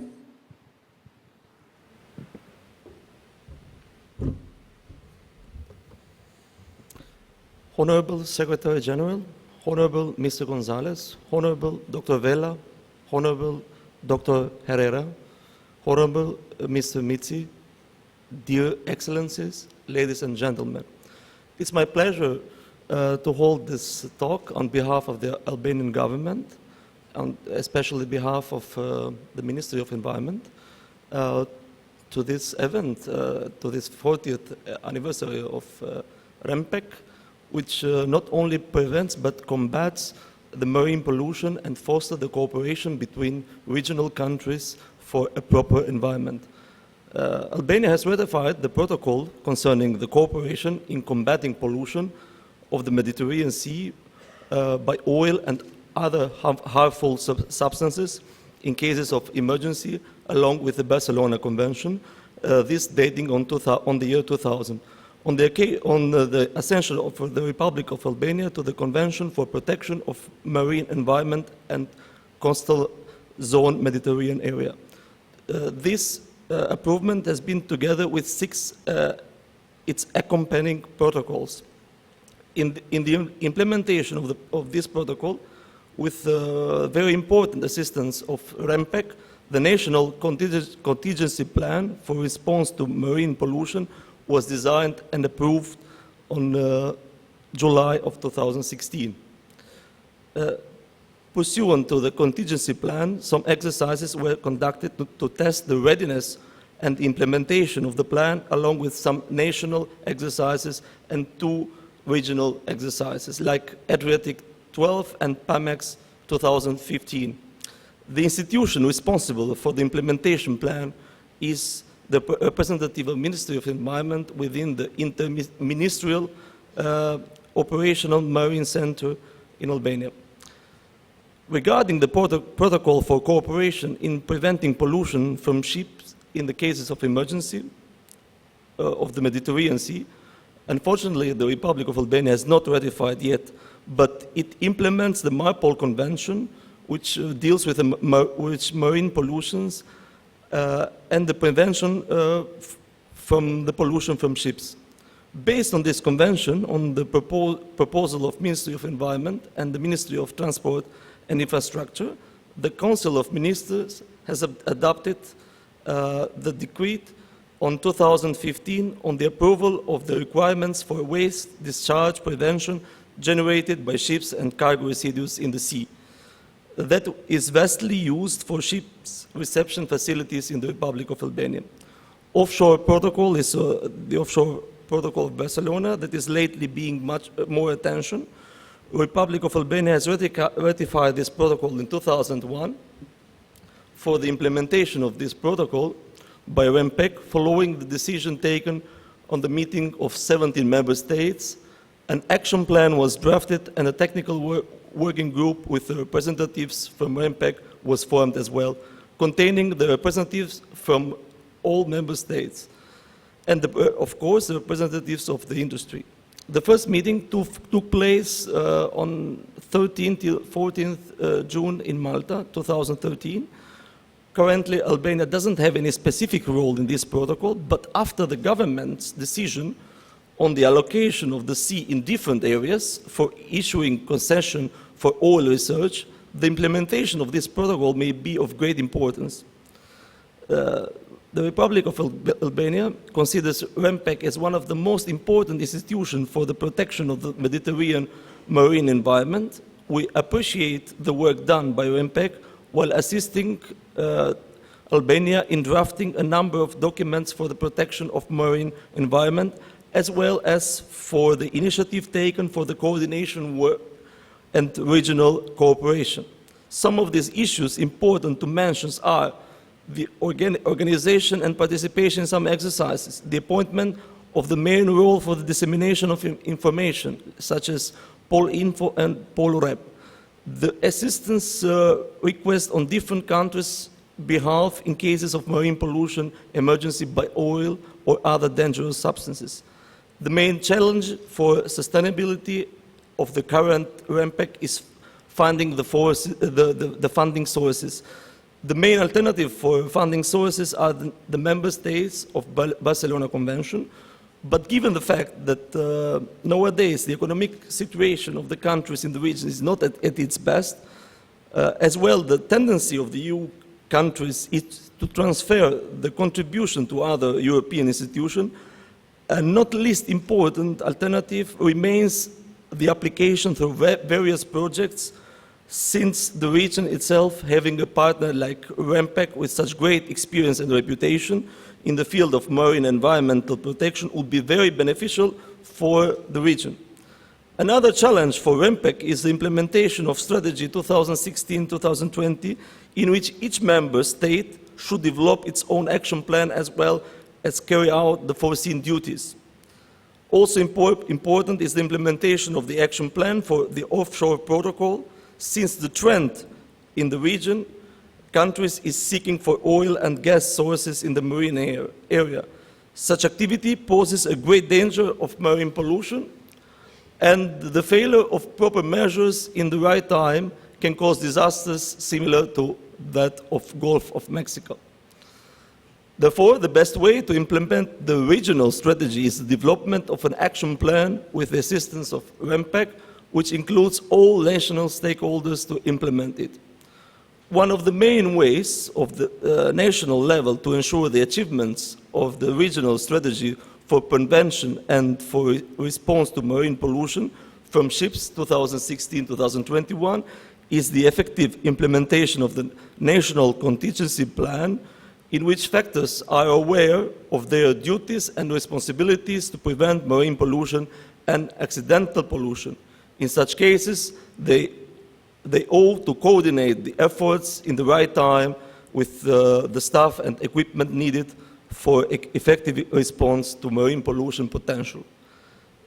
In relevance of bilateral agreements with neighboring countries such as Montenegro, Greece, and Croatia, the facing country, Italy too, to cooperate in emergencies, in information dissemination in a more rapid and effective way, as well as carrying out specific actions in case of abrupt accidental pollution, is making the effective trilateral North Adriatic Agreement for prevention and response to marine pollution, and inclusion of Albania and Montenegro as countries that have fulfilled necessary conditions in this agreement.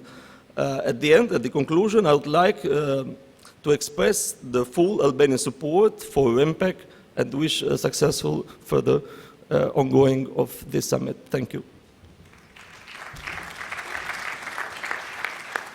Thank you very much. I now call Mr. Taoufik Abdelkader Mahi, chargé du bureau, ministre des Affaires étrangères, Algérie.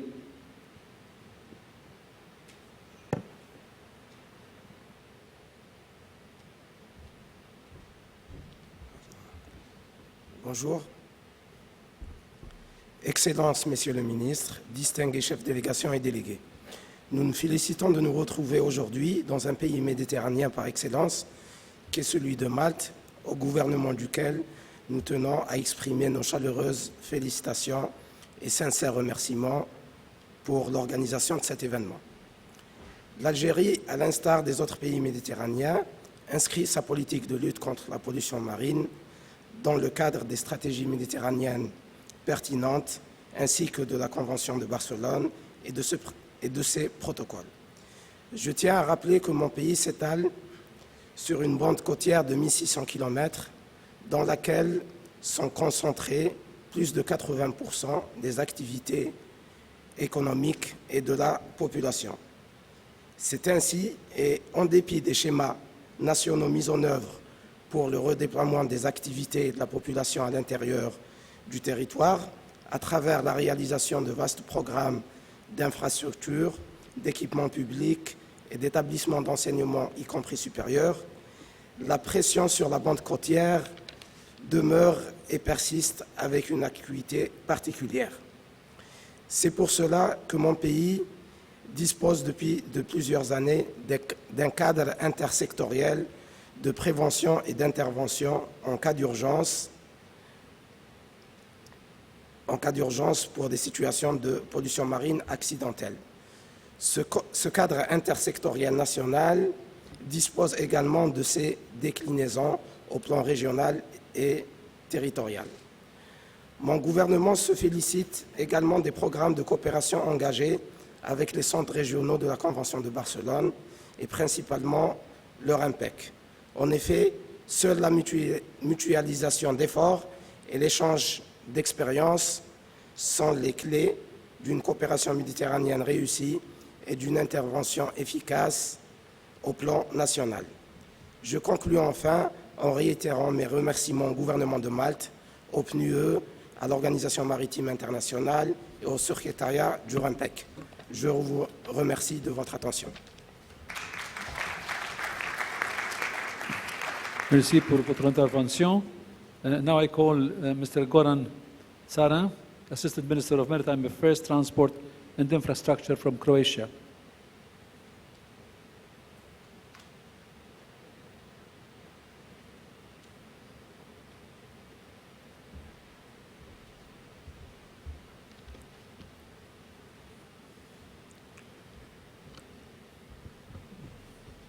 Distinguished ladies and gentlemen, Your Excellency, Mr. Kita Klim, Secretary General of International Maritime Organization, ministries, directors, secretaries. Dear colleagues, on behalf of Minister of Maritime Affairs of the Republic of Croatia, Mr. Butkovic, and Minister of Environment Protection of Republic of Croatia, Mr. Dobrovic, it's my great pleasure to address all of you today on the occasion of this important anniversary. It has been only 40 years since we have committed ourselves to joint efforts in protection of all the seas of the Mediterranean region. Important legal and operational activities have been undertaken in this period, raising awareness, but also more significantly, national and joint capacities for prevention and combating of marine pollution. Marine environment protection culture in the Adriatic Sea region has benefited from the cooperation with REMPEC. National contingency plans have been developed and enforced, and sub-regional contingency plan between Croatia, Slovenia and Italy has been ratified by Croatia and will be helpful hand of REMPEC. And in the future, we need to ensure the continuity of REMPEC activities and further develop its operational capacities. We have to further improve preparation, coordination, and cooperation in cases of cross-border pollution. We need to raise the question of cross-border operational cooperation as a multi-sectorial issue. We need to extend our cooperation and the activities of REMPEC towards securing our seas from adverse effects of offshore and seabed activities. This work needs to be continued in the future and for the future. Thank you very much. Thank you for your contribution. Thank you for keeping to the time limit. The next speaker is Monsieur Patrick Louis Augier, Deputy Secretary General for the Sea from France.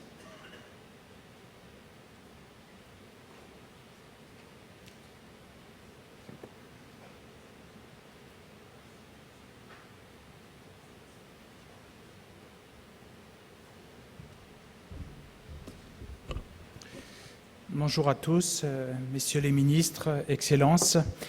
Je voudrais d'abord féliciter Gamino González et de nous accueillir au REMPEC et monsieur le ministre des Affaires étrangères de Malte. Alors il y a deux volets dans la lutte contre la pollution. Il y a la prévention et la lutte contre les pollutions volontaires. Donc la prévention s'est jouée dans beaucoup d'États et ça a été rappelé. Et je voulais surtout parler de la lutte contre les pollutions volontaires pour aller un peu amener en Méditerranée ce qu'ont fait les États baltes où, par leur action commune, par leur union, ils ont réussi à faire disparaître quasiment la pollution volontaire de la mer Baltique. Alors, comme l'a souligné le secrétaire général de l'OMI, son Excellence Kita Kli, il faut d'abord développer une politique juridique commune. Il faut un cadre pour lutter, pour faire des procès-verbaux de constatation des pollutions volontaires en mer. Et au-delà de cela, je voulais souligner aussi qu'aujourd'hui, c'est l'anniversaire du REMPEC et que demain, c'est aussi une date importante pour l'Europe et pour la Méditerranée, puisque c'est l'entrée en vigueur du règlement européen sur la garde-côte européenne, qui va donner en plus des moyens aujourd'hui de l'EMSA pour la surveillance maritime. Il y a des moyens de contrôle et des moyens d'action qui seront des moyens futurs pour la lutte contre les pollutions volontaires. Alors pourquoi pas partager dans le futur un objectif de zéro pollution en Méditerranée qu'on pourrait tous adopter ensemble en coordonnant la lutte avec les moyens futurs de l'Union européenne. Je pense que c'est un objectif que l'on pourrait adopter et on espère beaucoup du côté de la France, de la future présidence maltaise pour développer beaucoup de réalisations pour la Méditerranée. Voilà. Merci pour votre intervention. The next speaker is Mr. Frederick Ardzwan, Deputy Director, Marine and Coastal Environment, Ministry of Environment Protection from Israel.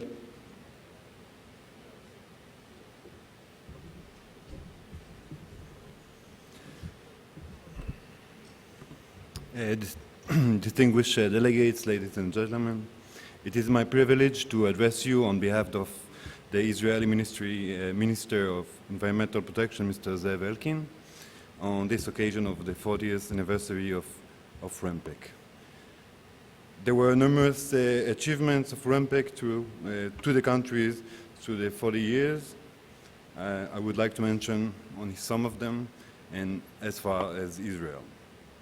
The assistance provided by the Center to Israel in drafting, reviewing, adopting the National Maritime Pollution Contingency Plan in response to all pollution, preparing by the minister and professionals, collaborating with the Interministerial Steering Committee, and was adopted by the government decision in May 2008. It aims to assure prompt and effective action to minimize damage that may result from marine oil spill pollution. The assistance to draft and adopt a sub-regional agreement for preparedness and response to marine oil spill pollution. The Center assists in the 90s the conclusion of a sub-regional agreement between Cyprus, Israel, and Egypt, and the Center is currently embarked on a support plan for the drafting of a regional agreement between Cyprus, Greece, and Israel to combat marine oil spill. The assistance in emergency situation, the oil spill in Avrona, a desert natural reserve in December 2014, our request for assistance for information of known similar incidents, applicable techniques, and promptly answered went along with the incidents, including listening with other relevant parties to this event.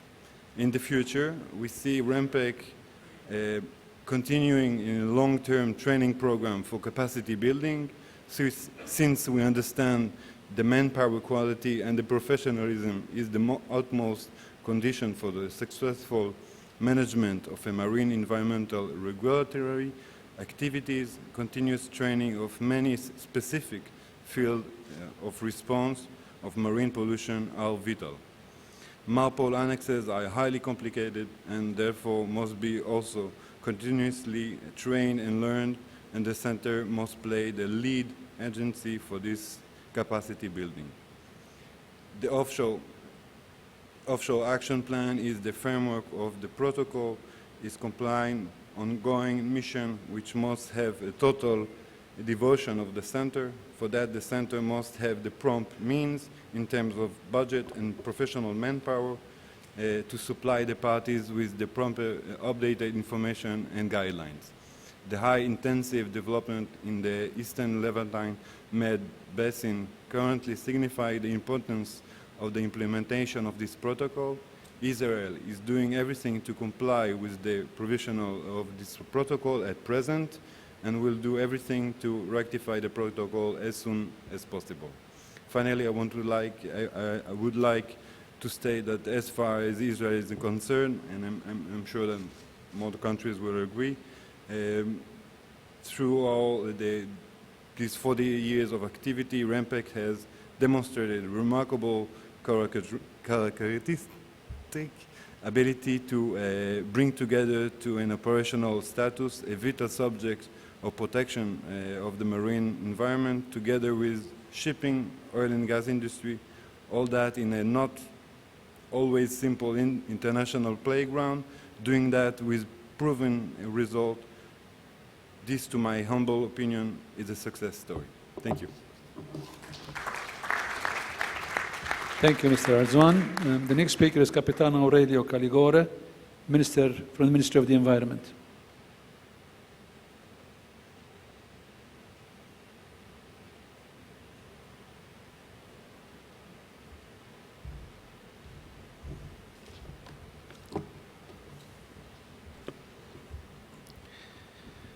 Excellencies, the Secretary General of the IMO, the Ministry of Transport of Malta, distinguished delegates, ladies and gentlemen, I am honored to take the floor in this so important meeting and represent here the Italian Environment Administration. First of all, I would like to bring the regards of the Italian Minister of Environment that follow with great care all the developments within the scope of the Barcelona Convention, as well as the regards and of the General Director of the Directorate for the Protection of Nature, Land and Sea of the Ministry, that is the REMPEC governmental focal point. Since the beginning, the Italian Ministry of Environment supported the commitment of REMPEC aimed at providing the capacity of a synergic emergency response to marine pollution at regional and sub-regional level, and contributed actively to the intense job of drafting strategic documents carried out by the Centre. Among these, I would like to recall the consideration given by the REMPEC and the Barcelona Convention to the so relevant issue of the offshore installations and to stress the need of implementing the offshore action plan. Moreover, I am sure that Italy will join the REMPEC initiatives related to the arising challenge posed by the new consolidated environmental threat that we have to face in our Mediterranean Sea, and I would say on a global scale. I refer to the marine litter, in regard of which a new awareness is growing up in the international community at a governmental level, as well as the urgency to put in place any efforts aimed at preventing its generation and at reducing its impact on marine and coastal environment.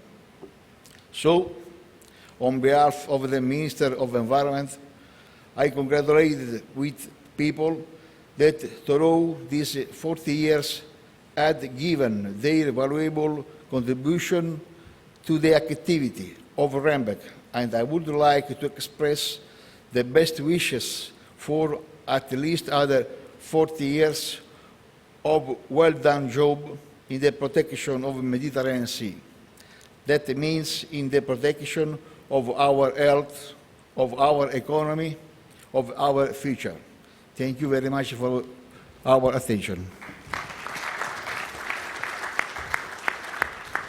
Grazie Capitano per il suo intervento. The next speaker is Mr. Ghassan Sayah, Advisor to the Minister of the Environment from Lebanon.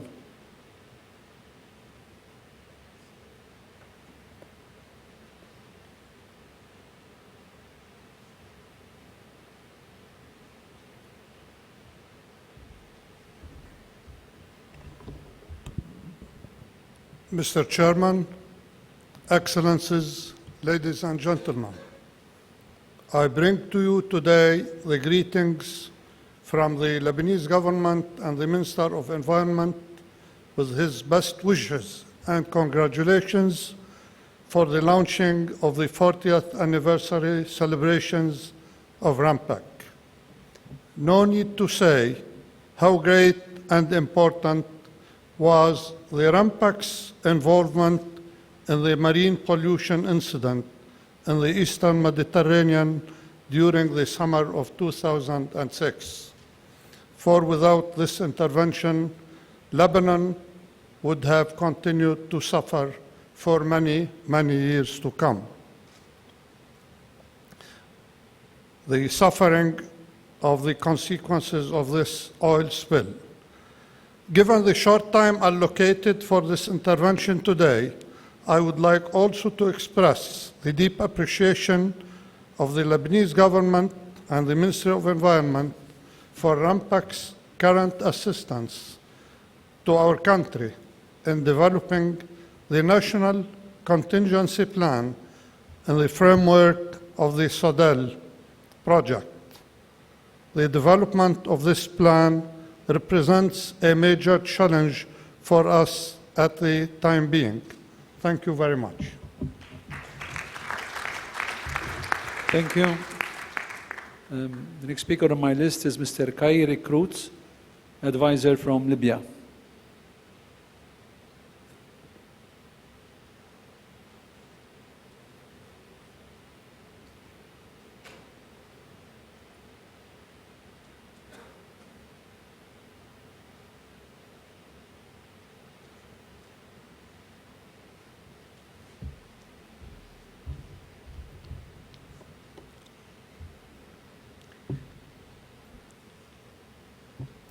My name is Khairi Karouz, Libyan State Representative.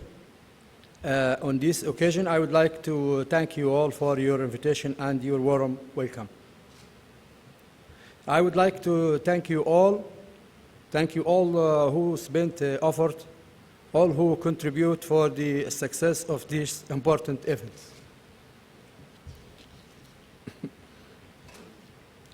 And as all of us know, due to the unrest in Libya, for the last 5 years, we were not in a position to clearly address the REMPEC questionnaire. But we can conclude and highlight some points. We think it will give a clue on what we have achieved so far.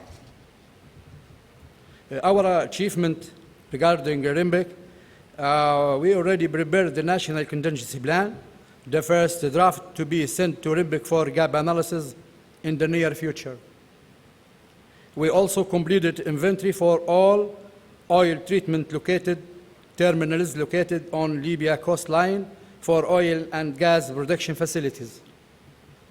We also carried out many marine oil field exercises. The reason is to test the oil spill contingency plan, practicing oil spill response equipment deployment, assessing the communicating and working with other organization parties in the region. The challenges so far, some of the regional and international conventions are not ratified yet. We have a lack of transposed international conventions to national regulations. The priorities, supporting Libya to revise and updating and improving the national regulations and enhancing local skills. Regarding the regional strategy, to ensure the implementation of the regional strategy, we should enhance the level of enforcement and the prosecution against the charges defenders. Establishing a system for monitoring and surveillance, and the Article 20 of Barcelona Convention Protocol 1 and 2 related to the damming, cutting in the sea, and removal of the installation should be revised. Laterally, effective regional cooperation. We see that strengthening the relationship between regional countries to response to oil spill. We hope in the near future we will have more cooperation with REMPEC and all regional countries. Thank you. Thank you very much. I now call on Madame Armelle Rudeau-Lafont, Directeur des Affaires Maritimes from Monaco.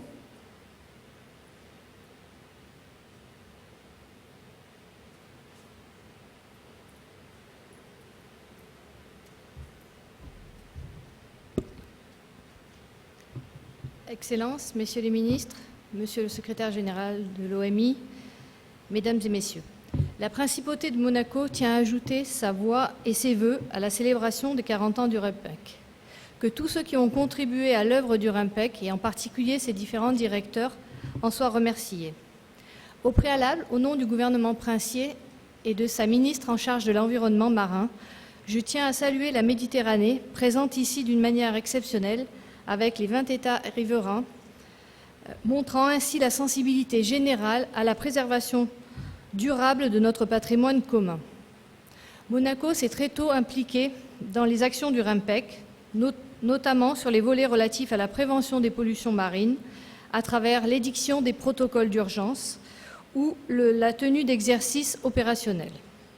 Je noterai également parmi les acquis du REMPEC les protocoles visant à améliorer la poursuite des répressions contre les auteurs des rejets, les opérations Oscar-Med, mais aussi toutes les actions qui ont pu être organisées avec les organisations judiciaires.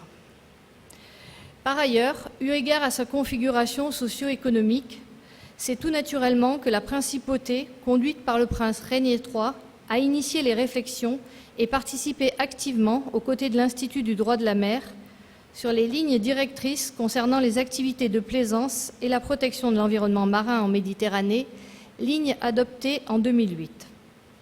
Au travers du REMPEC et en cet anniversaire, je tiens à souligner la pertinence de l'approche consensuelle retenue par cette organisation pour ce volet, ayant permis d'aboutir à une évolution profonde des comportements où la responsabilité de chacun est engagée.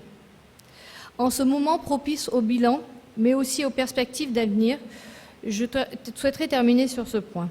Monaco a une expérience importante des accords régionaux avec la France et l'Italie et formule, en matière de lutte anti-pollution marine, et formule le vœu qu'un pont puisse être établi entre le REMPEC et les accords Ramoge, qui sont une excellente illustration de la lutte anti-pollution marine et de la coopération technique entre la France, l'Italie et la Principauté de Monaco. Cette dynamique me semble pouvoir être réfléchie à l'échelle du REMPEC. Je vous remercie. Merci pour votre intervention. We now have Mr. Jadran Klinek, Director of Slovenian Maritime Administration, and Dr. Mitja Bricelli, Secretary Ministry of Environment and Spatial Planning.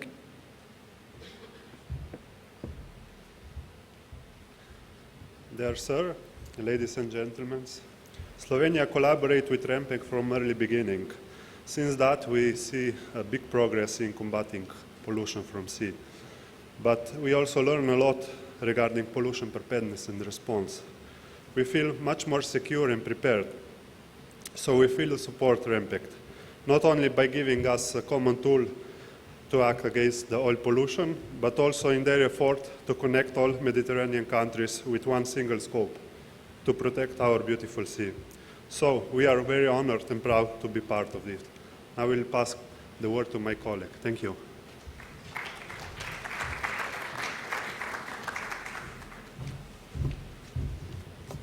Dear Excellencies, ladies and gentlemen, I'm on behalf of European Strategy for Adriatic Union addressing you as a pillar coordinator of quality of environment, Pillar 3. With this, I would like to start to really be very short and to congratulate for the 40 years of the active and very concrete assistance to all Mediterranean countries of our shared sea, to really all the best to REMPEC, and thank you very much. Let me express my personal experience with the REMPEC very short. Thanks to active REMPEC response to country needs to prepare the Slovenian, Italian, Croatian joint contingency plan, we signed it in 2005 in Slovenia. On COP14 on Barcelona Convention, which adopted also first Mediterranean strategy for sustainable development. Now, we are in Malta, in country which hosting the REMPEC, and the country which presided to the process of the second Mediterranean strategy for sustainable development, which is now adopted. It is time to demonstrate synergies, not to speak just about them, among existing institutions and among the countries. In this spirit, as coordinator of one of the pillars of European Adriatic Union strategy, I propose to REMPEC and EMSA, as Commissioner said, to further assist to the Adriatic Union countries on enlargement of the contingency plan, to enlarge it to Bosnia and Herzegovina, Montenegro, and Albania, and Ionian Sea.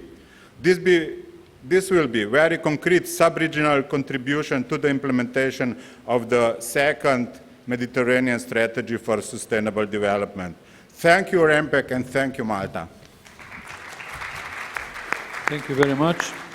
I apologize, I should have asked Montenegro to take the floor. So I call on Mrs. Ivana Sajonovic, advisor in the Department of Sustainable Development, to take the floor.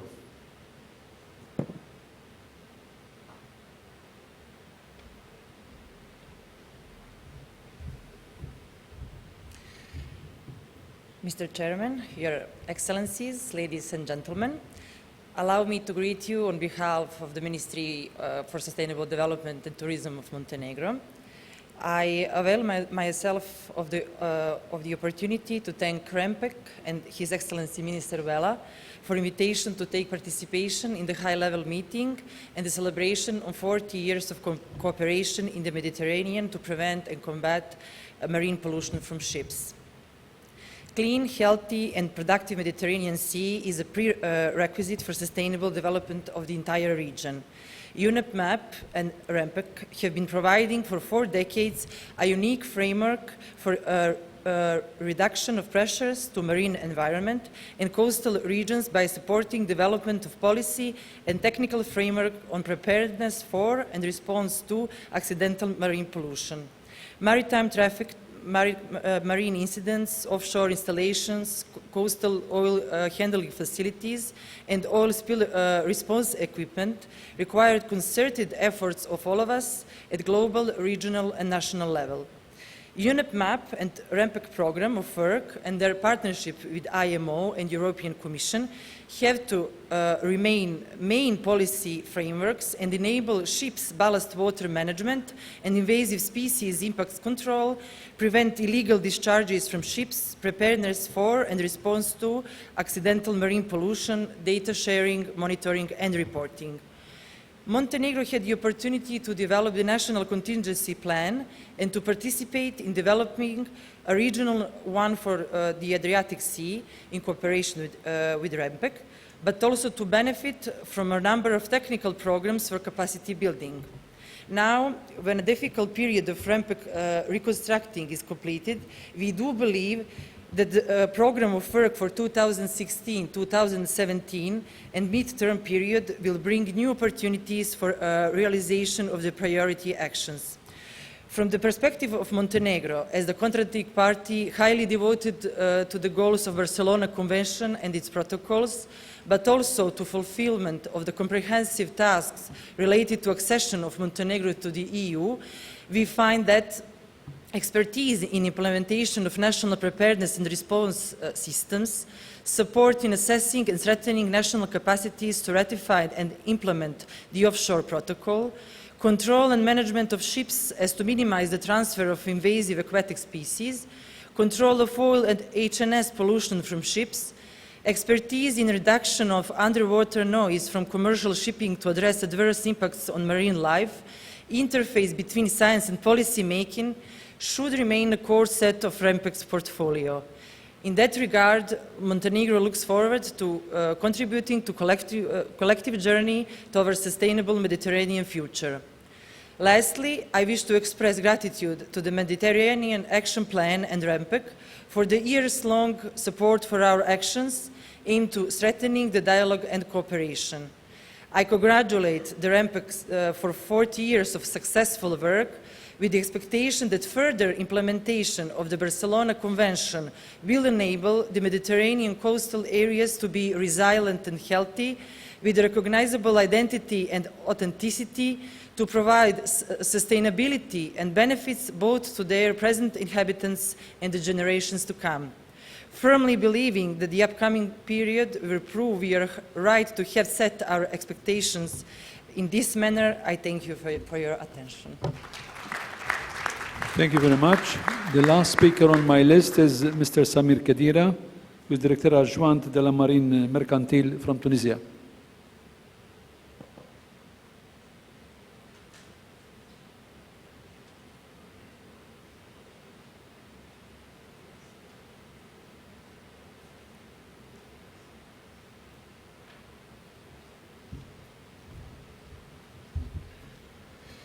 Excellences, Monsieur le Ministre, Monsieur le chef de bureau du REMPEC, Mesdames et Messieurs les représentants des pays, Mesdames et Messieurs, je suis ravi d'être parmi vous et de représenter mon pays, la Tunisie, pour la réunion de haut niveau et de lancement des célébrations du 40e anniversaire du Centre régional méditerranéen pour l'intervention d'urgence contre la pollution marine.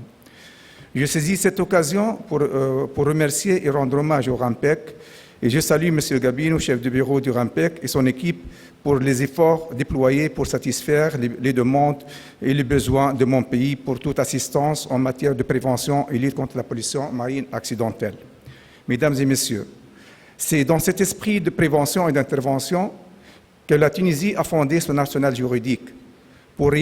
Parmi les réalisations qu'a fait la Tunisie pour la lutte et l'intervention en mer contre les pollutions par les hydrocarbures, et ceci par le soutien du REMPEC, la préparation de son plan national d'intervention urgente et son manuel, la signature de l'accord concernant les plans d'urgence sous-régional pour le sud-est méditerranéen depuis le 2 novembre 2006 entre la Tunisie, l'Algérie et le Maroc, la ratification de toutes les conventions et protocoles dans le cadre de la Convention de Barcelone, la réalisation des exercices de simulation nationaux, l'approbation des plans spécifiques d'intervention de toutes les plateformes offshore, ainsi les plans spécifiques d'intervention dans les ports de commerce.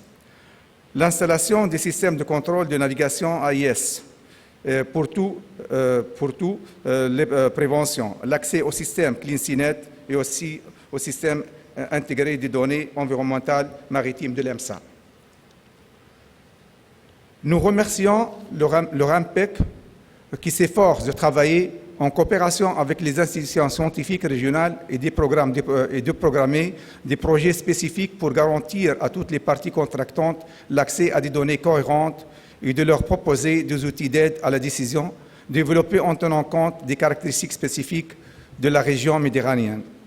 Dans le but de satisfaire cet objectif spécifique de révision des textes existants et de définir des recommandations, principes et lignes directrices au niveau régional visant à faciliter la coopération internationale et l'assistance mutuelle dans le cadre du protocole prévention et situation critique.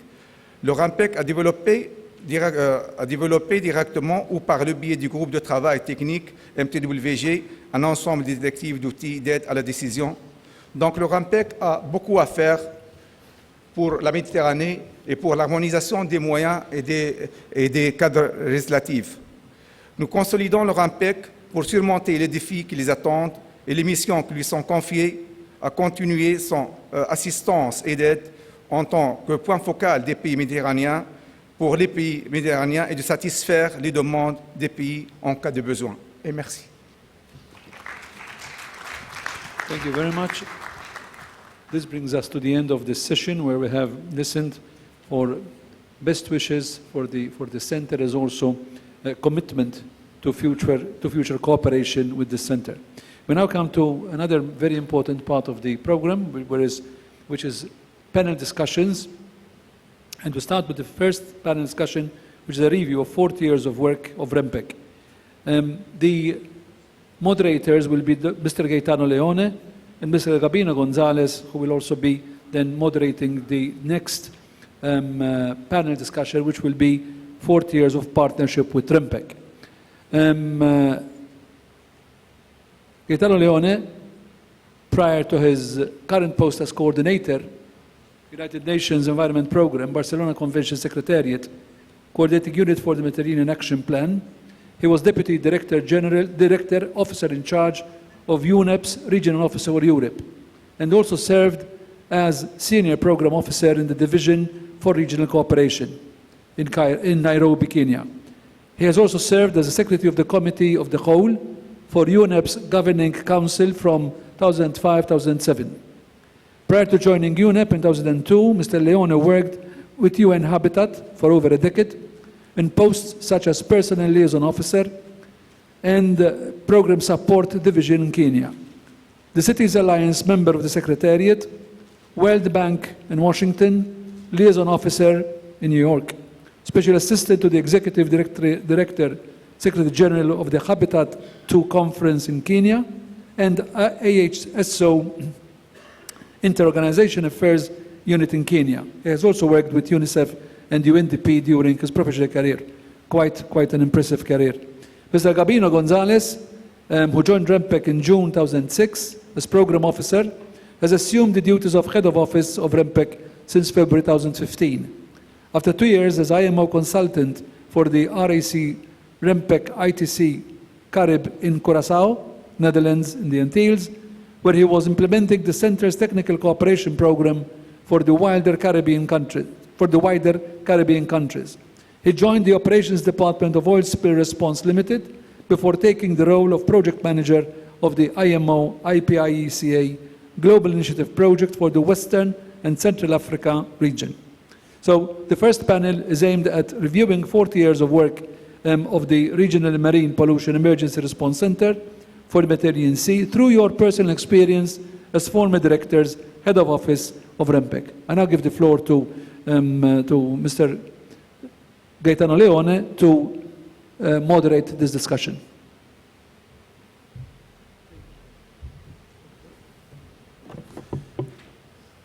Thank you very much, Minister Vella. Good evening, distinguished guests and colleagues. It gives me a great pleasure on behalf of the UNEP MAP Barcelona Convention Secretariat to welcome you also at this celebratory event for the 40th anniversary of REMPEC. Minister Vella, I'm particularly grateful for the way you read my CV and you called it impressive. I could have summarized it in 2 words. I've been with the UN most of my life, in many places, with all the good and bad things that come with it. But I have to say the past 2 years as coordinator of UNEP MAP have been probably the most exciting of all my experiences, including living in New York or living in Jamena or during civil wars. These were all nothing compared to what we have done in the past 2 years to strengthen, to move forward this very, very important initiative that is the Mediterranean Action Plan and Barcelona Convention. The other thing that CV shows that I am old enough to remember the 70s, and that was indeed a very special decade to celebrate. Not only I was a teenager at that time, but for us who were passionate about environment was also a very special time. It was the time when, in 1972, we had the first conference on the human environment in Stockholm, the establishment of UNEP. A couple of years later, UNEP launched its Regional Seas Program. In 1975-76, the Mediterranean Action Plan and the Barcelona Convention were signed. And immediately, the first emergency protocol was approved by the parties to the Barcelona Convention, and what was then called ROC and then became REMPEC was established. At that time, with what I would define extraordinary long-term vision, young UNEP and the IMO joined hands to create a mechanism of collaboration that has spurred much success over 4 decades. And I do want to pay homage to those 2 organizations, represented here today by the Secretary General of IMO and the Director of Europe of UNEP, and most of all to the government of Malta that for those 4 decades has believed and supported REMPEC in the delivery of its mandate. But I think we should not only celebrate a historical milestone this afternoon, we now it's equally a special time for those of us who continue working now on what we call sustainable development, on marine and maritime issues. This is a crucial moment for the international community, and in particular, I'm thinking of the 2030 Agenda for Sustainable Development, its ambitious sustainable development goals, which show us a very ambitious path forward. The Paris Agreement on climate change, which is an unprecedented commitment by the international community to solve and respond to the unprecedented challenges posed by climate change. Issues related to ocean governance and to the protection and caring of our oceans and seas are taking an increasingly central place in the international debate. Within our own system, UNEP-MAP, Barcelona Convention, the Conference of the Parties last February gave in very tangible ways, both in terms of decision-making and concrete support, an unequivocal message of continued relevance and importance of the MAP system that was created 40 years ago. In this system, REMPEC has played a crucial role in strengthening national capacities to prevent and combat pollution from ships, developing cooperation at regional level, supporting information sharing, and assisting Mediterranean coastal states in case of emergency. And I'm very grateful to you, representative of countries who have brought examples of the way you have collaborated and benefited from REMPEC's support.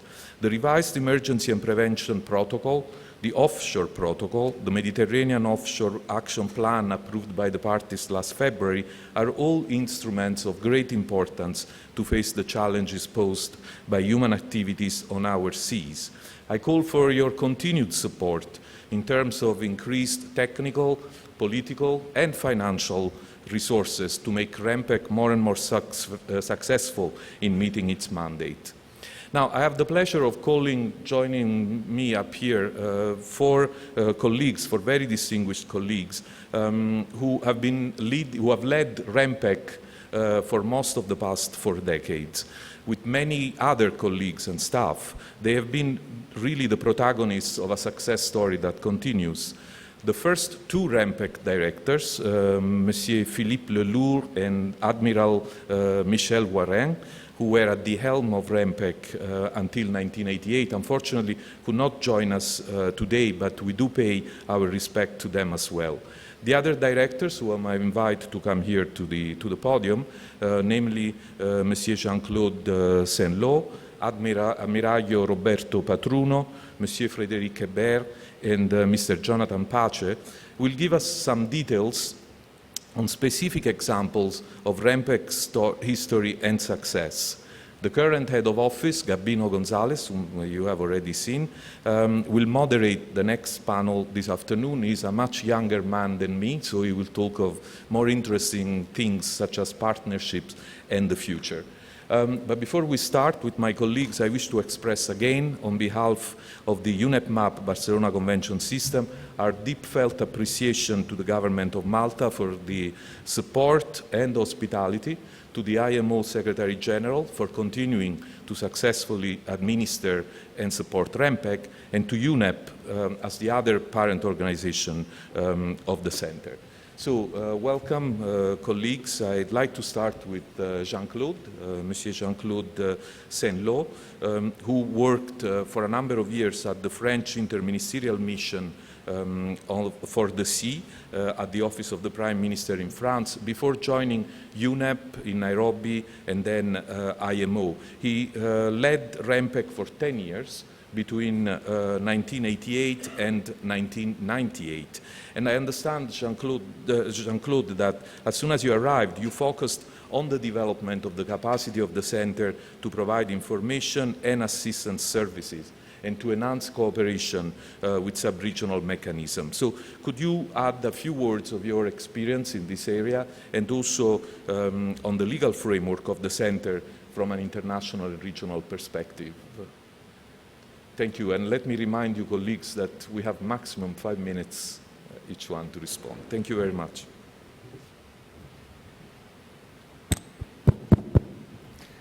I don't know which language I have to use, if it is in French or in English, because I saw some English-speaking people with no écouteurs, so okay, I will go in English because it may be easiest. To start on the last, not question, but issue, let's say the legal framework. A lot has already been said during various interventions today, so I will not come back to that. But I will emphasize one thing, because for me, as a lawyer by background, I pay great attention to the convention, global or regional, and to national law. So the global convention, the law of the sea, the international convention, in particular the IMO convention, and the regional convention, that means the Barcelona Convention and its protocol, are, I would say, the legal framework. That means it's on the basis of this convention and protocol that national law and regulation should be adopted and implemented. And indeed, it is on those bases that the national system for prevention, preparedness, and response to marine pollution should be established. And indeed, it is also under this framework, regional framework and institutional framework, because the center has been established by a resolution of the diplomatic conference in 1976, at the same time that the convention were adopted. And function and mandate was adopted for the center. So that is a framework for the country to set up their own national system. And it is a basis for the center. It was and is still the basis for the center for its own activity. So on those bases, when I took over the responsibility of the center, one event was a key one, and very important one. It was at the time when the contracting party decided, although it was already within the protocol, but it was not one of the responsibility, or it doesn't fall within the domain of action of the REMPEC. It was limited at the time to oil. That means that's the reason why it was called the Regional Oil Combating Center. It was decided to extend the domain of action of the center to chemical substances. And that's led to the change of the name of the center. So we recruited at that time a program officer, a chemical expert, to initiate and launch a program to prepare and respond to accidents involving chemical substances.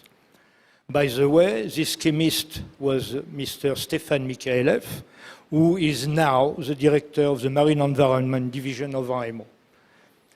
Now, it was let's say, the opportunity and the occasion for the center to launch a short, medium, and long-term program to address the issue of preparing and combating chemical substances, as well as reconsidering and proposing a program for oil as preparation and response to oil, combating to oil substances, a comprehensive one, and to ensure that the center, through this program, will fulfill its mandate and function.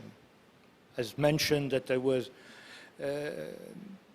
more inclined of ensuring the implementation of convention and fulfilling the role and function of the center. So through this program, the goal was to first assist the country in establishing a national system for preparedness and response, with a view to fulfill their own obligation under the protocol and various conventions to which they are party. In the meantime, and for both chemical and oil, in the meantime, we develop specific arrangement for, let's say, the situation where the country will have to cooperate in case of emergency.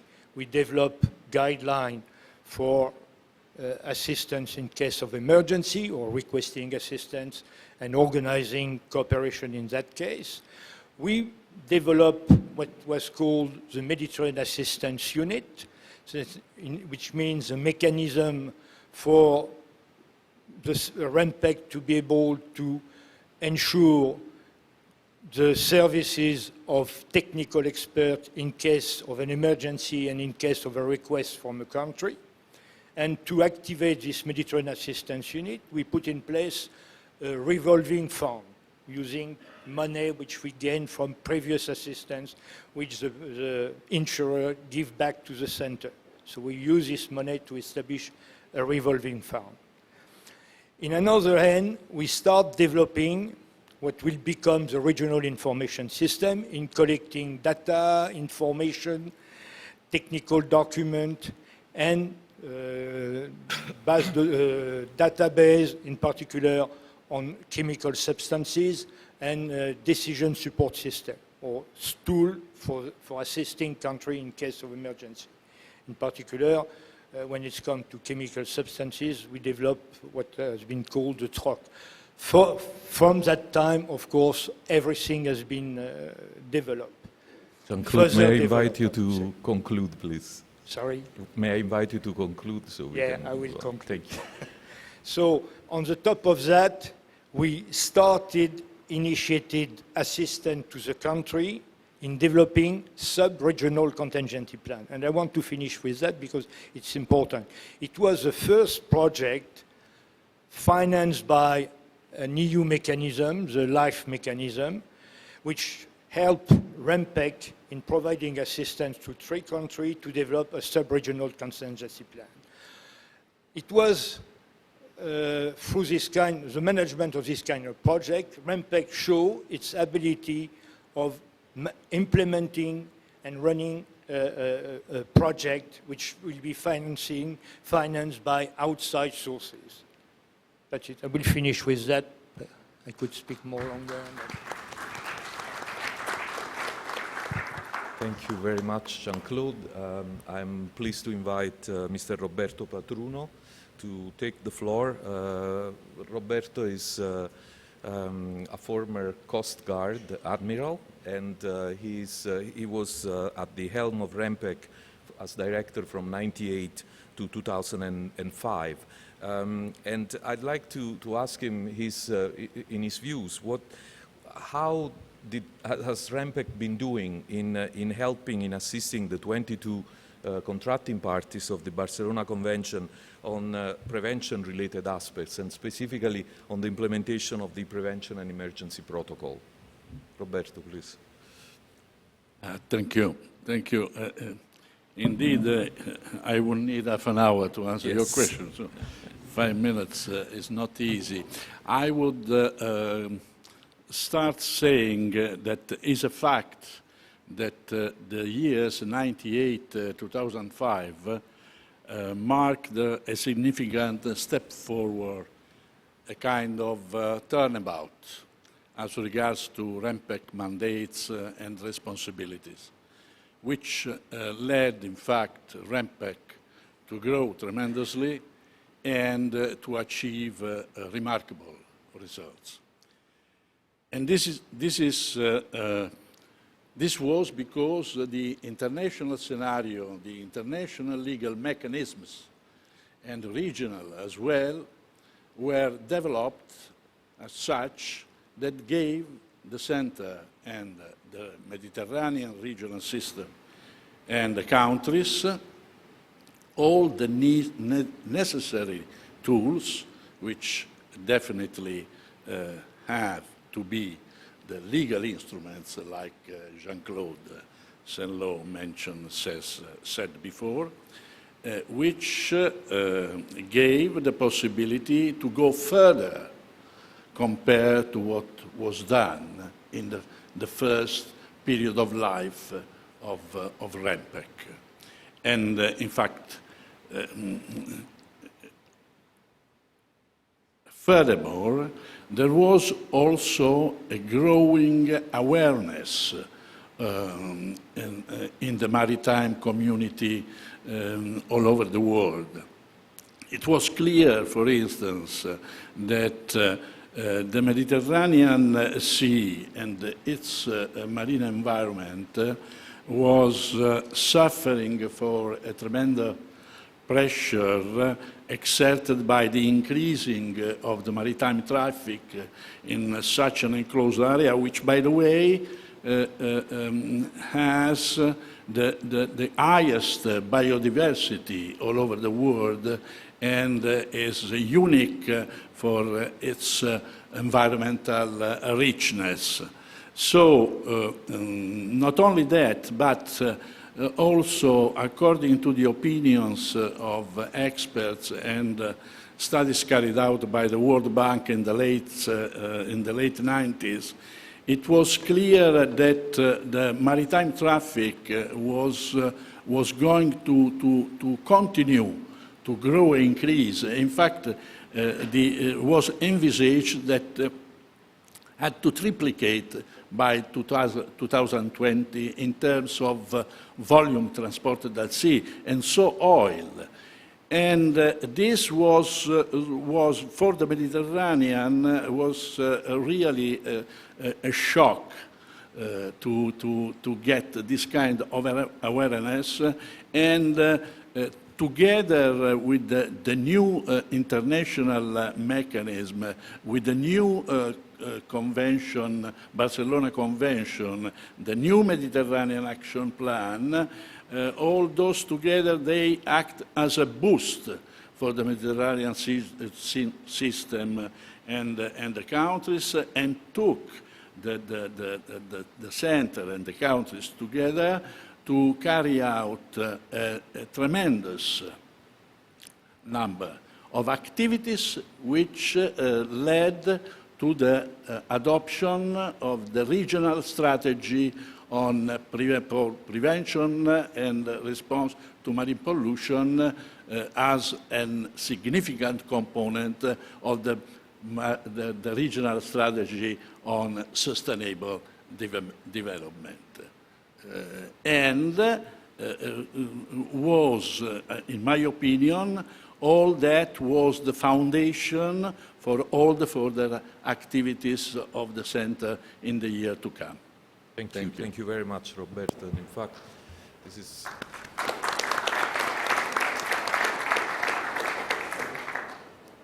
We invite now Mr. Frédéric Hebert, who he was a commander in the French Navy Supply Corps. He has an experience at the Ministry of Finance. He is now, and we congratulate him very much, he's now the head of unit for pollution response at EMSA. And it's nice to know that we have a REMPEC friend at EMSA, which is one of our crucial partners in the Mediterranean for REMPEC. Frédéric held the position of director for 8.5 years, starting in January 2006, just a few months before the marine pollution incident in the Eastern Mediterranean that affected so heavily Lebanon and Syria happened. So in light of that, Frédéric, will you share with us your experience with that particular incident, but also in general terms on how REMPEC contributes to the management of emergency situations in the Mediterranean Sea? Please.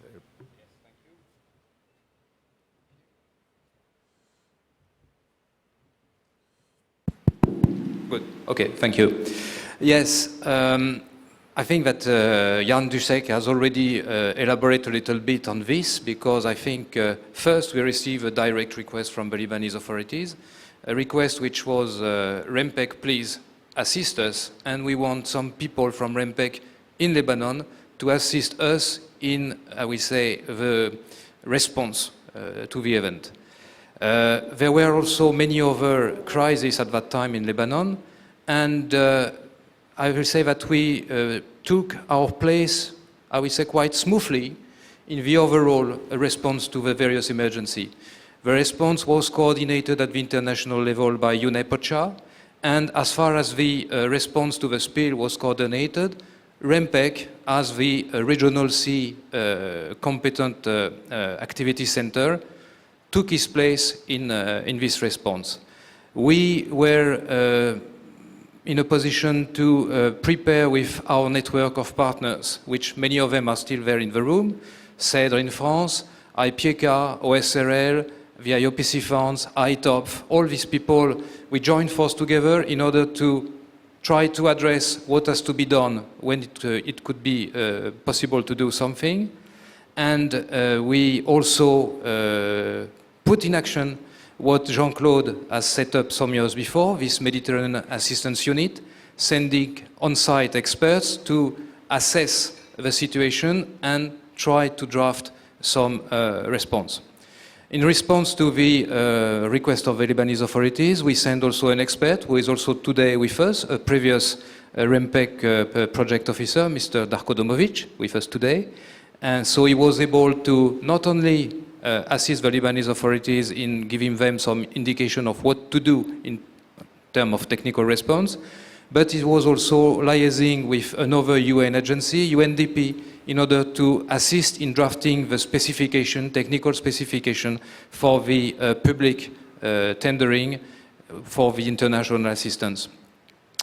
So, from our side, in the back office at REMPEC, we were, I would say, assisting by centralizing the information and giving all the contracting parties a day-to-day update of what is going on and what are the needs and the requests of the Lebanese authorities. So I think that in that specific occasions, the system which has been put in place since 1976, I demonstrated its real value and its efficiency. We have to be realistic also there, because as you know, REMPEC is a very small team of people, and REMPEC has never been created to be a response center. REMPEC is there to facilitate the coordination.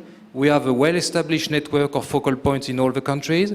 We have also a well-established network of people knowing what is the response activities in the industry and also some other organization. So we are, we say, the regional gateway to access this resource, and also through our linkage to the IMO to access the IMO resources. So for me, this was an effective demonstration of the added value of a regional center as REMPEC.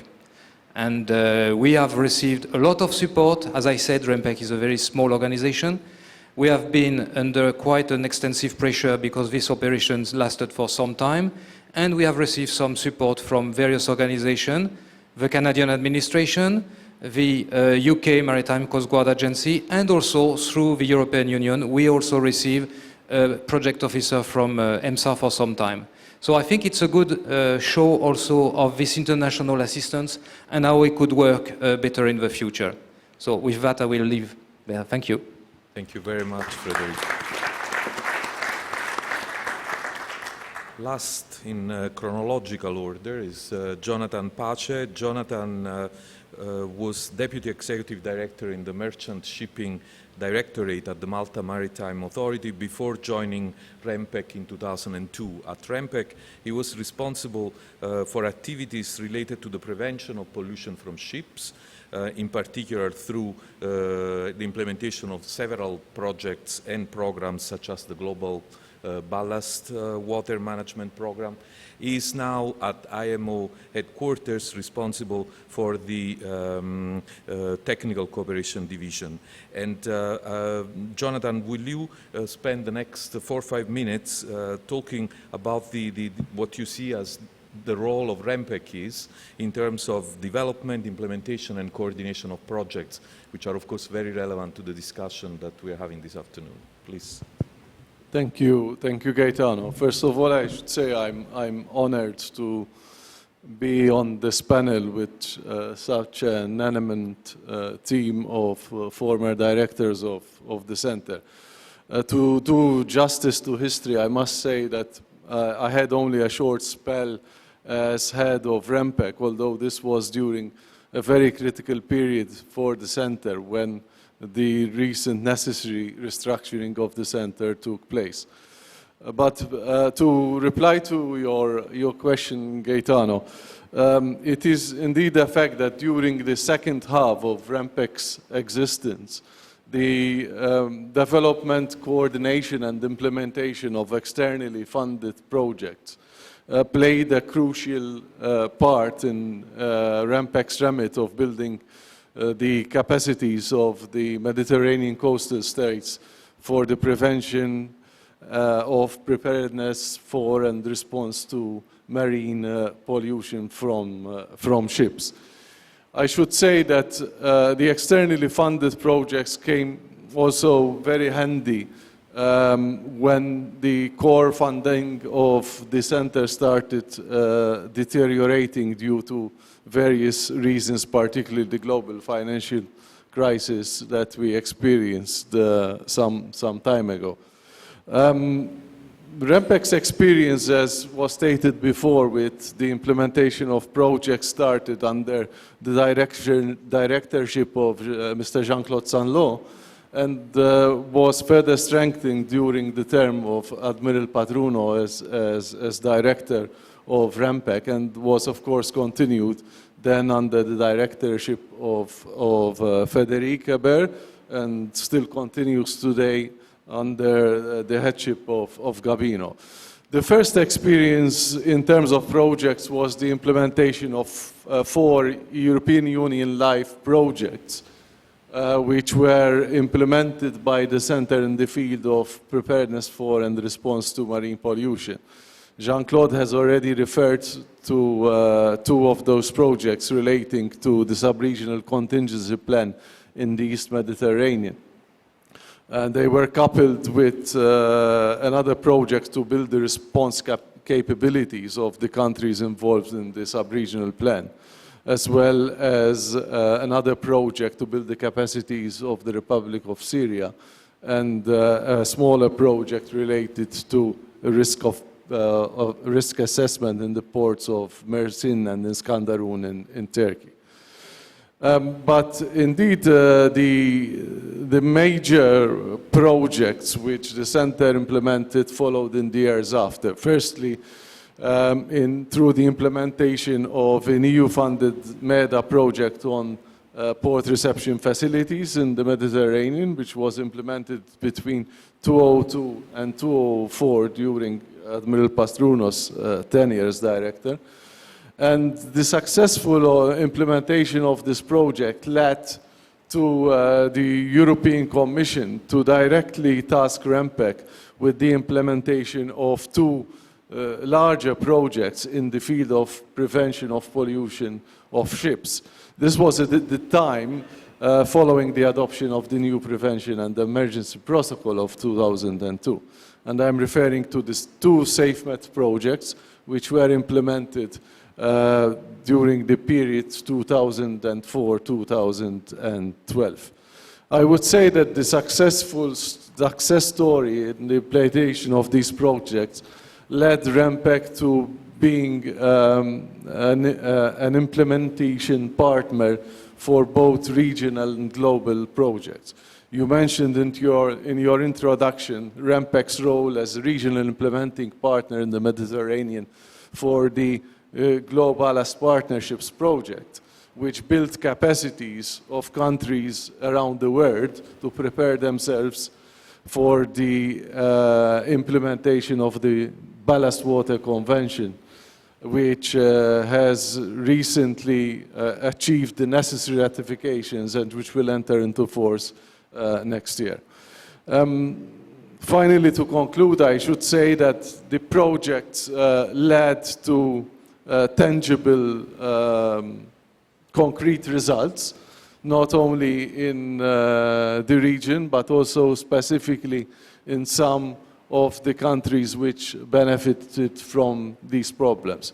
I would just cite 2 concrete examples resulting from this project. The first being the information system on maritime traffic flows in the Mediterranean, which was the result of the SafeMed project, and also the entry into force of the Mediterranean see being a special area for the purposes of Annex 5 of the Marpol Convention, which regulates the prevention of pollution from garbage, which was a direct result of the implementation of the port reception facilities project implemented between 2000 and 2004. Thank you.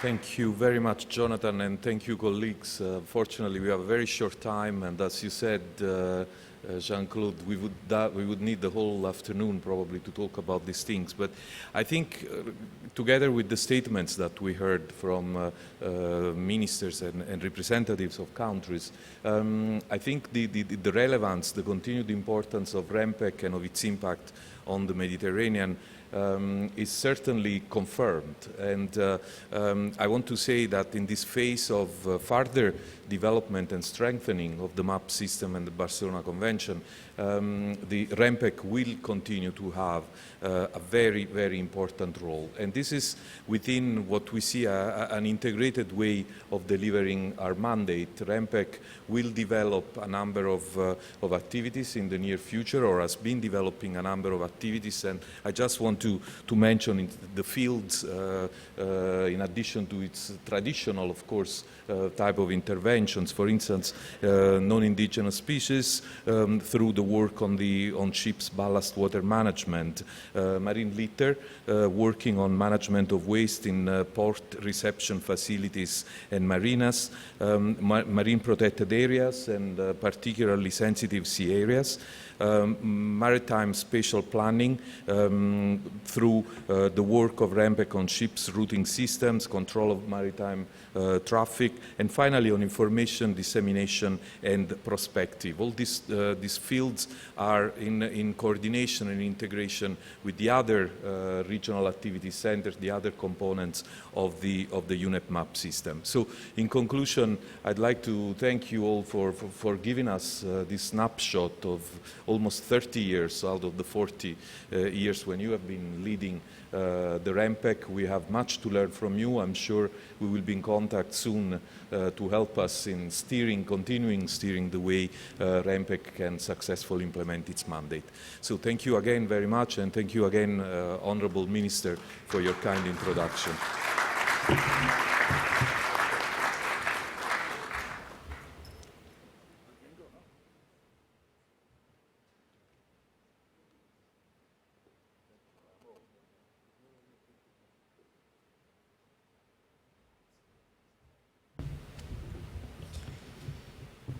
Thank you very much. So, as announced by the chairperson, Chairman, the Honourable Minister Vella, we have now a second session which will be divided in two, basically from a logistical point of view, since we have 6 seats on the table.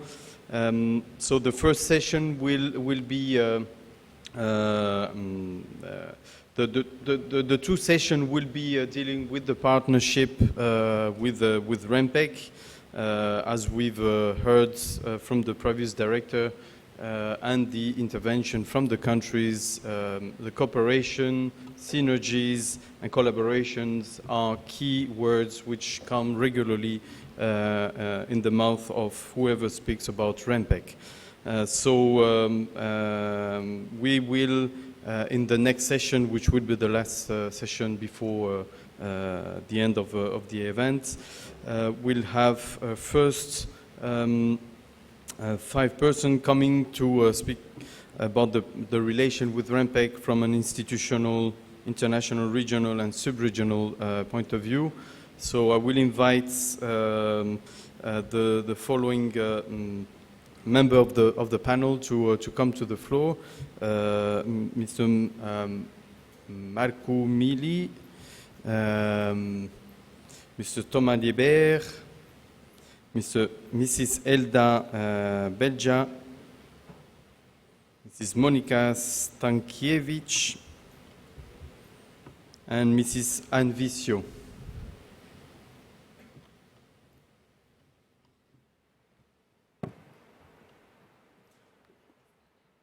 So we will start with our first panelist for this session, Mr. Thomas Liebert, which was on your left, who have been working for over 4 years for a development non-governmental organization in France. Spent then 2 years at the International Maritime Organization and occupied various managerial positions at Oil Spill Response Limited for over 7 years, prior to joining the International Oil Pollution Compensation Fund, IOPC, as head External Relation and Conference Department in 2010. So whilst recalling the 4 panelists that we have a very limited time, as we've given the necessary time for the previous panelists and the countries to express their experience and the need for the future. I hope you will stick with the limited time available. So Thomas, could you provide us some inputs concerning liability and compensation regime in the Mediterranean, and identify gaps which would potentially be filled through a cooperative approach between IOPC, REMPEC, and the contracting parties to the Barcelona Convention? Okay. And all of this in 2 minutes? 2 minutes. Right, okay. Well, so first of all, to say that I'm very honored to be here in this celebration. REMPEC is indeed has been a long-standing partner of the IOPC funds, or maybe I should say that the IOPC fund has been a long-standing partner of REMPEC, supporting your endeavors to improve preparedness and response in this region. If we look at statistics, numbers, just to remind people that may not be completely aware, the regime of compensation for oil spills from tankers is made of 2 conventions and a protocol. So there's a first level, a second level, and a third.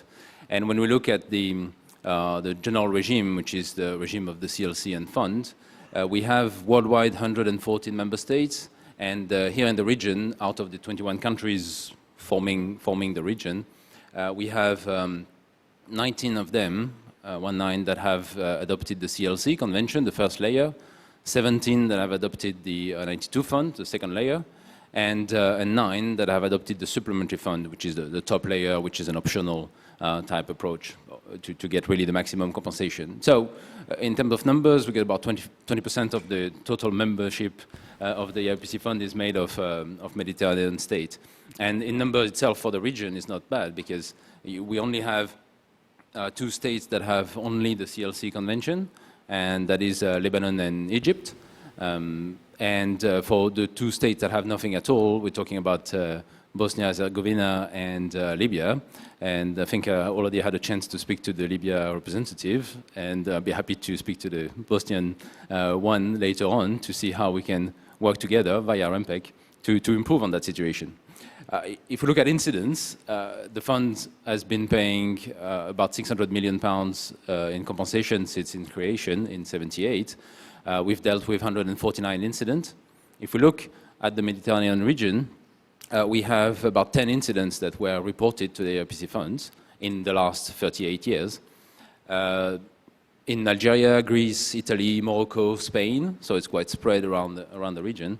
But really, only one of them had been a very significant one. It was the Heaven in Italy in 1991, which led to a payment of about £30 million in compensation. And overall, we've paid about £40 million, 40, in this region. So in comparison, this region has been quite protected from incidents involving tankers, which is a good thing. But of course, it is partly due to prevention. And it doesn't stop the fact that prevention, or preparedness and response rather, needs to be really continuous, because the traffic in the region is there, it's increasing. So you have the risk. The risk is present. It didn't transform into a number of incidents in this region, but preparedness remains critical. When it comes to what can be done in terms of cooperation, really for us, it's not so much the number of conventions that we have in countries or the number of ratification, it's the implementation of it. Has those conventions been properly implemented in national law? Are countries ready to use the system if there is an incident. And that is our top priority as an organization. And with REMPEC, we think that we can cooperate on those grounds. Workshops, regional activities that can help, of course, providing information, but also concentrating on, have you checked your legislation? Can we work together on verifying that the legislation you have in place is compliant with the current version of the system? But beyond that, of course, dissemination of information remains important. It's one of your axes of work.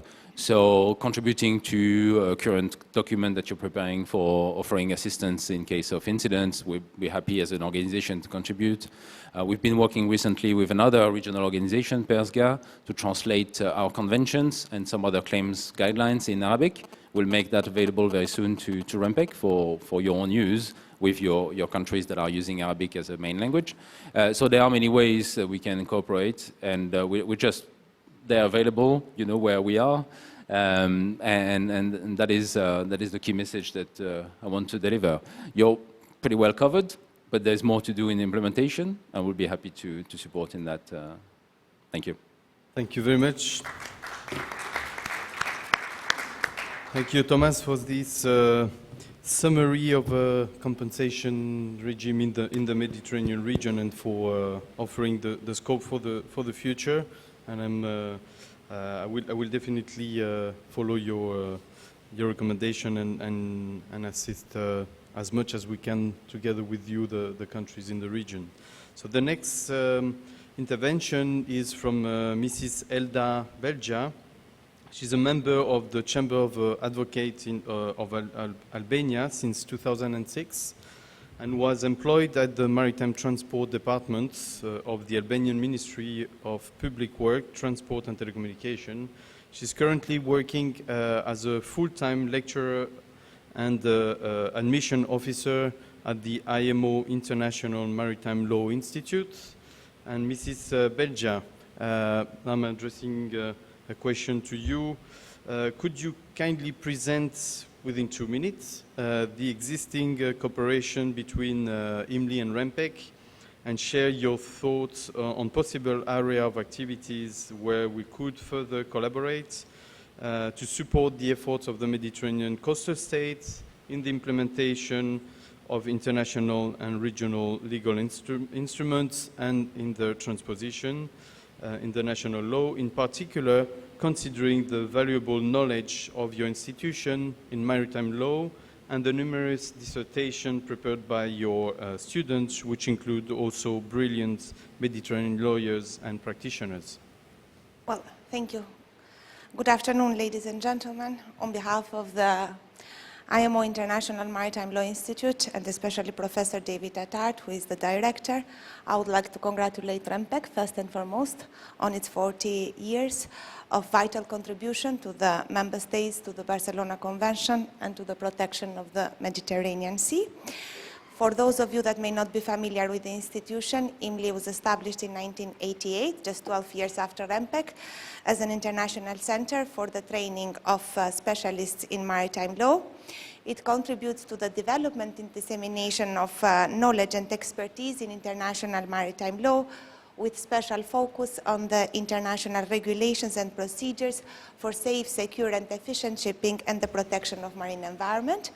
We place a particular focus on the development of drafting techniques, teaching techniques for the incorporation and implementation of international instruments into domestic legislation.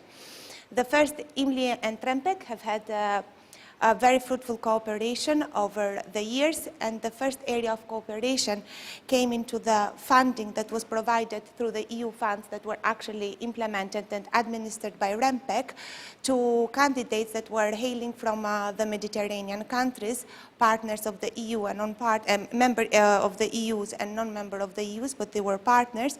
And through the expertise of REMPEC and through the knowledge of the necessity of these countries to develop the capacity building and to enhance their administration, funds were provided for their training at the Institute's Master of Laws program.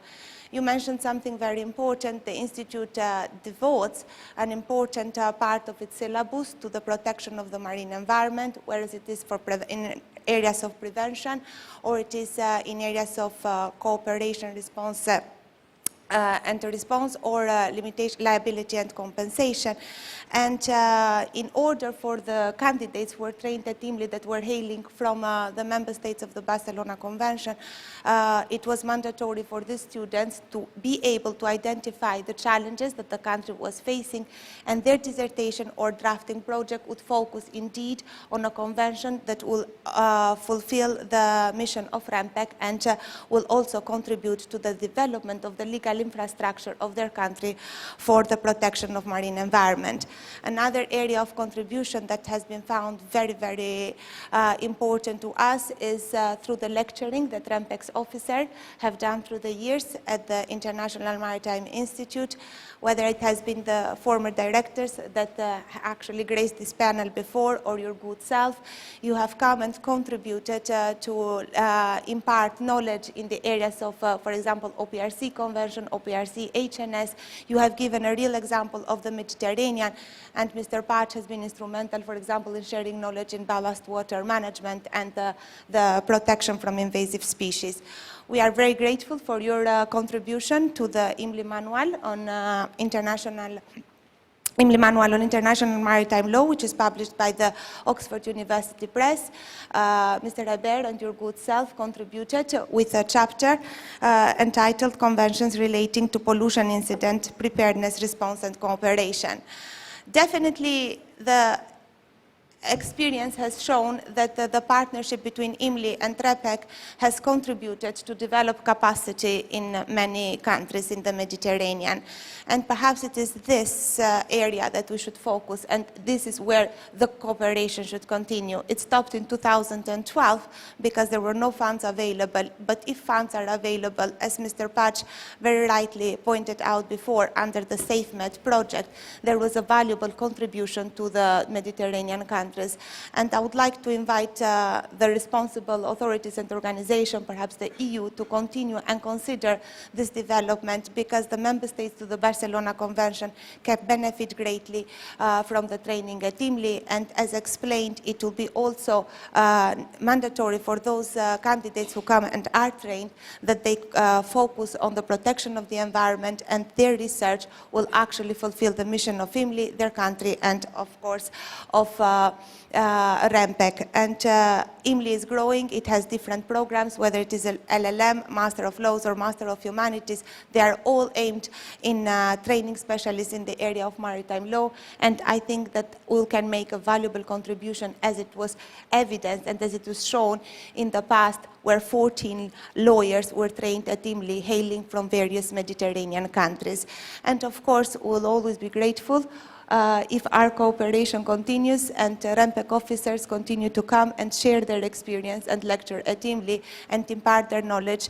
As it was pointed out before, that REMPEC has set a role model and example, and it is very important for the IMLI students who hail from all over the world to take back this experience when they go to their countries, to their region, and implement the REMPEC experience in their regions. Thank you. Congratulations once again. Thank you very much for your intervention and for your proposal for the future and continuation of the existing cooperation. Our next panelist is a family member of the UNEP Regional SEAS program, together with the Barcelona Convention and other regional conventions. Mrs. Monika Stankiewicz, since 2011, is the Executive Secretary of the Baltic Marine Environment Protection Commission, known as ELCOM, which is the governing body of the Convention on the Protection of the Marine Environment of the Baltic Sea Area, known as the Helsinki Convention. Between 1998 and 2006, Monika worked in the environmental sector of the Polish public administration before joining the professional secretary of ELCOM for maritime affairs between 2006 and 2011. Monika, the next question is for you, and from a regional agreement perspective, could you share your experience with REMPEC and highlight the difference on how your region tackled issues relating to protection of marine environments, with focus on activities related to prevention of pollution from ships. I could, within the very limited time available, also share your views on possible way forward to strengthen synergies between our region for the benefits of our respective contracting parties. Thank you, Gabino. Mr. Minister, distinguished delegates, ladies and gentlemen, good afternoon to you all. First of all, I would like to congratulate REMPEC for the 40th anniversary and thank you for inviting me to join your celebrations. I can say, dear friends in the Mediterranean Sea, HELCOM and REMPEC share the same goal. We need to assist our contracting parties in early ratification and harmonized implementation of global conventions. And during the 4 decades of our work, I think we have demonstrated the added value of regional action for clean shipping and thus the advanced or improved status of the marine environment. And specifically regarding MARPOL Convention, I would like to bring some examples of HELCOM work. Last spring, IMO decided on enforcement dates for the Baltic Sea Special Area under Annex 4 of MARPOL, regarding sewage discharges from passenger ships. And then within a month, IMO will decide on a proposal by the Baltic Sea countries, HELCOM countries, to designate our sea as a NOx emission control area in parallel with the North Sea. And while we have to await the outcome of MEPC later during this year, I can say that with these 2 single measures, when implemented, shipping will do their share to fight the biggest environmental problem in the Baltic Sea, which is eutrophication. And this is a powerful message to be conveyed to activate more concrete actions in other fields too. And I think both of us, HELCOM and REMPEC, can do better to show these positive examples and added value of our regional work and cooperation with IMO as an example of good governance, of progress and contribution of clean shipping towards sustainable development goals. But what opportunities the future will bring? Last spring, our patience has been awarded with the breaking news about Finland, one of the HELCOM countries ratifying the Ballast Water Management Convention. Both of our organizations have worked during the last 10 years to put in place some interim and inter-regional measures for early implementation of the convention, and we can build on this experience and join forces also in the future, utilizing also IMO Ballast Water Partnership to share these experiences worldwide. And lastly, after a 5-year break, HELCOM is again engaged in risk assessment. We have received funding from the European Union for a new project called Open Risk. The aim of the project is to enable more regular regional risk assessments for the purposes of pollution response and preparedness, and based on a transparent and freely available methodology. And we seek cooperation with REMPEC in this regard. You have a massive experience to share, and this is in order to make the outcomes of the project relevant to all of us. So I would like to wish you, REMPEC, many more decades of successful cooperation, and I'm looking forward to new partnerships with you in the future. Thank you. Thank you very much, Monica, and we look forward to starting this Open Risk project in your cooperation and also with some of our partners which have the knowledge on these risk assessments. I will now introduce Madame Anne Vissot from Ramoge, who is the Secretary Executive of the Ramoge Agreements, with an instrument of cooperation of science, technical, juridic and administrative aspects, where the French, Monegasque and Italian governments have implemented or are implementing those actions for the integration. Actually, I'm sorry for this, but I'm translating a French which I have on my fiche. So,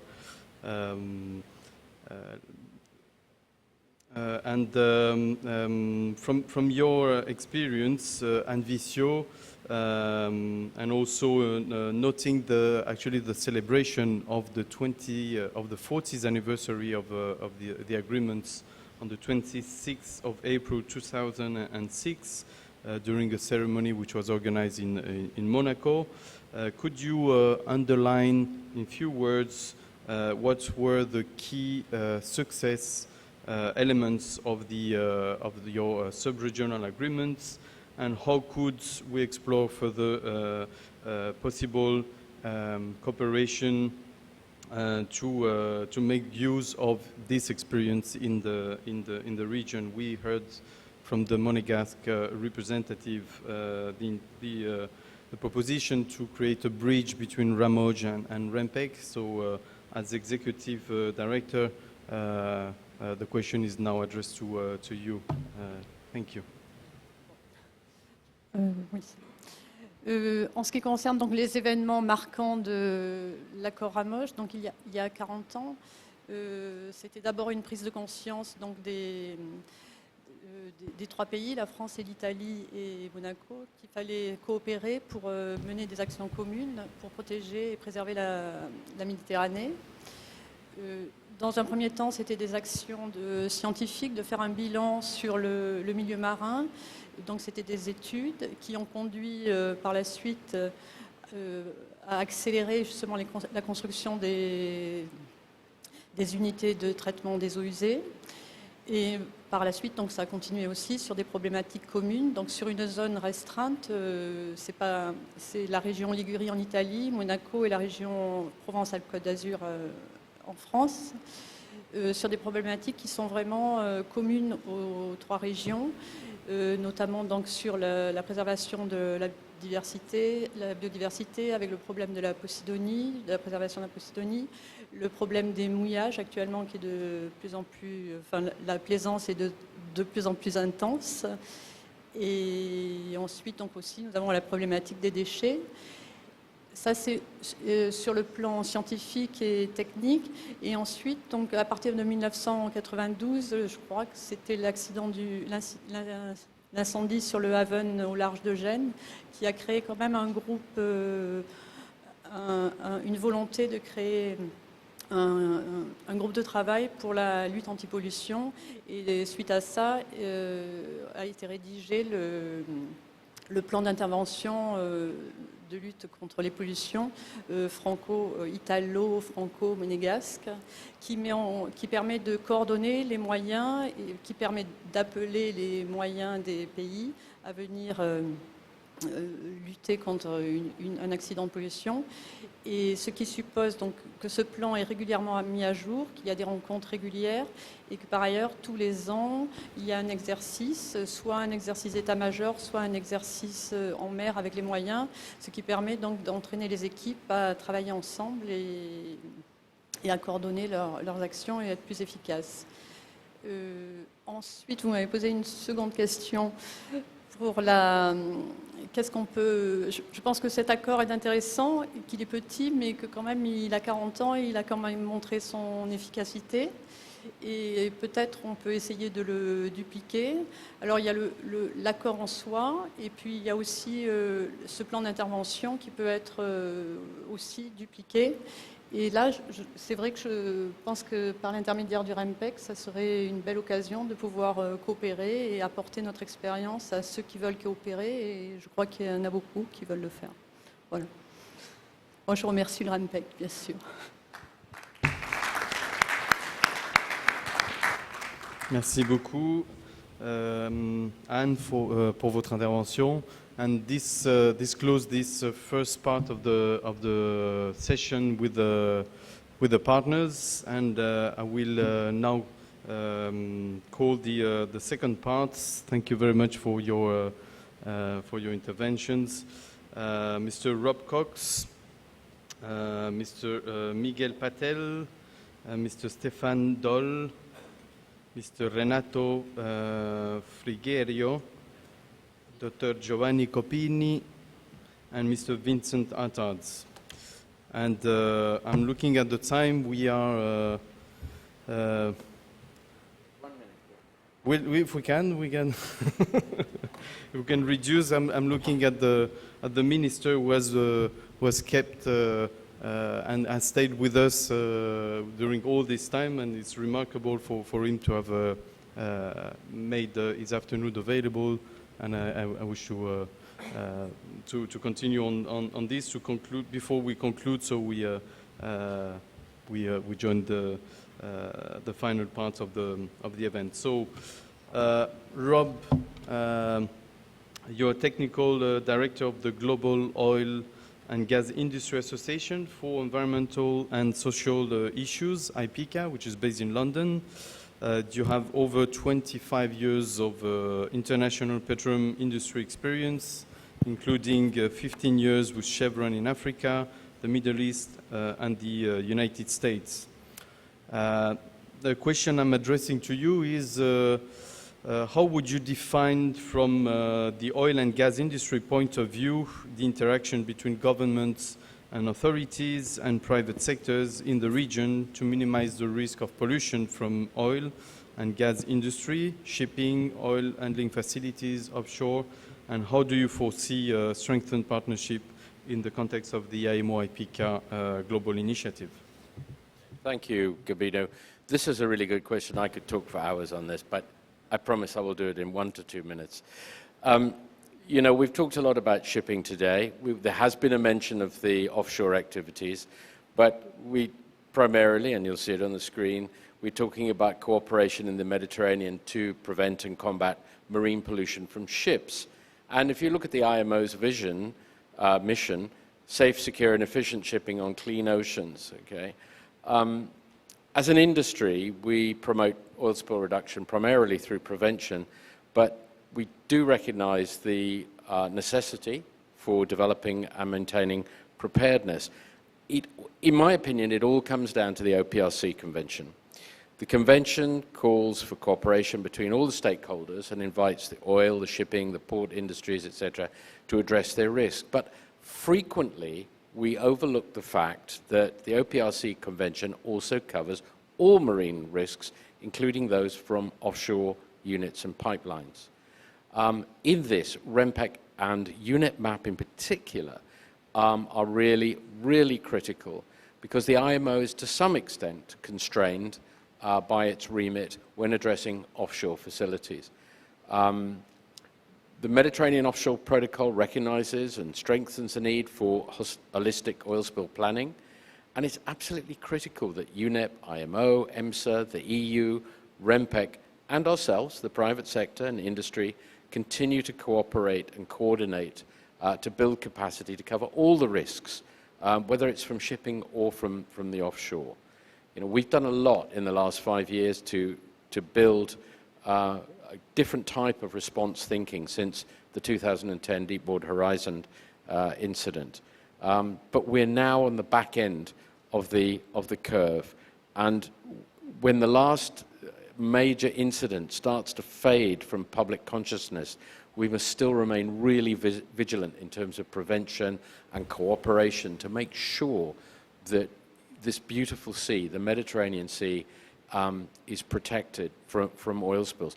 And in times where it's not considered to be a threat, climate change, I can't get anyone to talk about anything other than climate change at the moment. Yes, climate change is important, but so are oil spills. And we must really concentrate on prevention, protection, and cooperation. And that was the original mandate of OPRC. So I'll just close there, and I'll just close by saying, if we ever have doubts about what we need to do, go back to OPRC, go back to basics, it's all in there. Okay. Thank you very much, Rob, for this very clear intervention. I'd like to now introduce Mr. Miguel Patel, who is Senior Technical Advisor at ITOF. Since he joined ITOF, Miguel has attended numerous ship source pollution incidents internationally. including spill of bunker fuel, crude oil, HNS, and solid bulk cargoes. As part of ITOF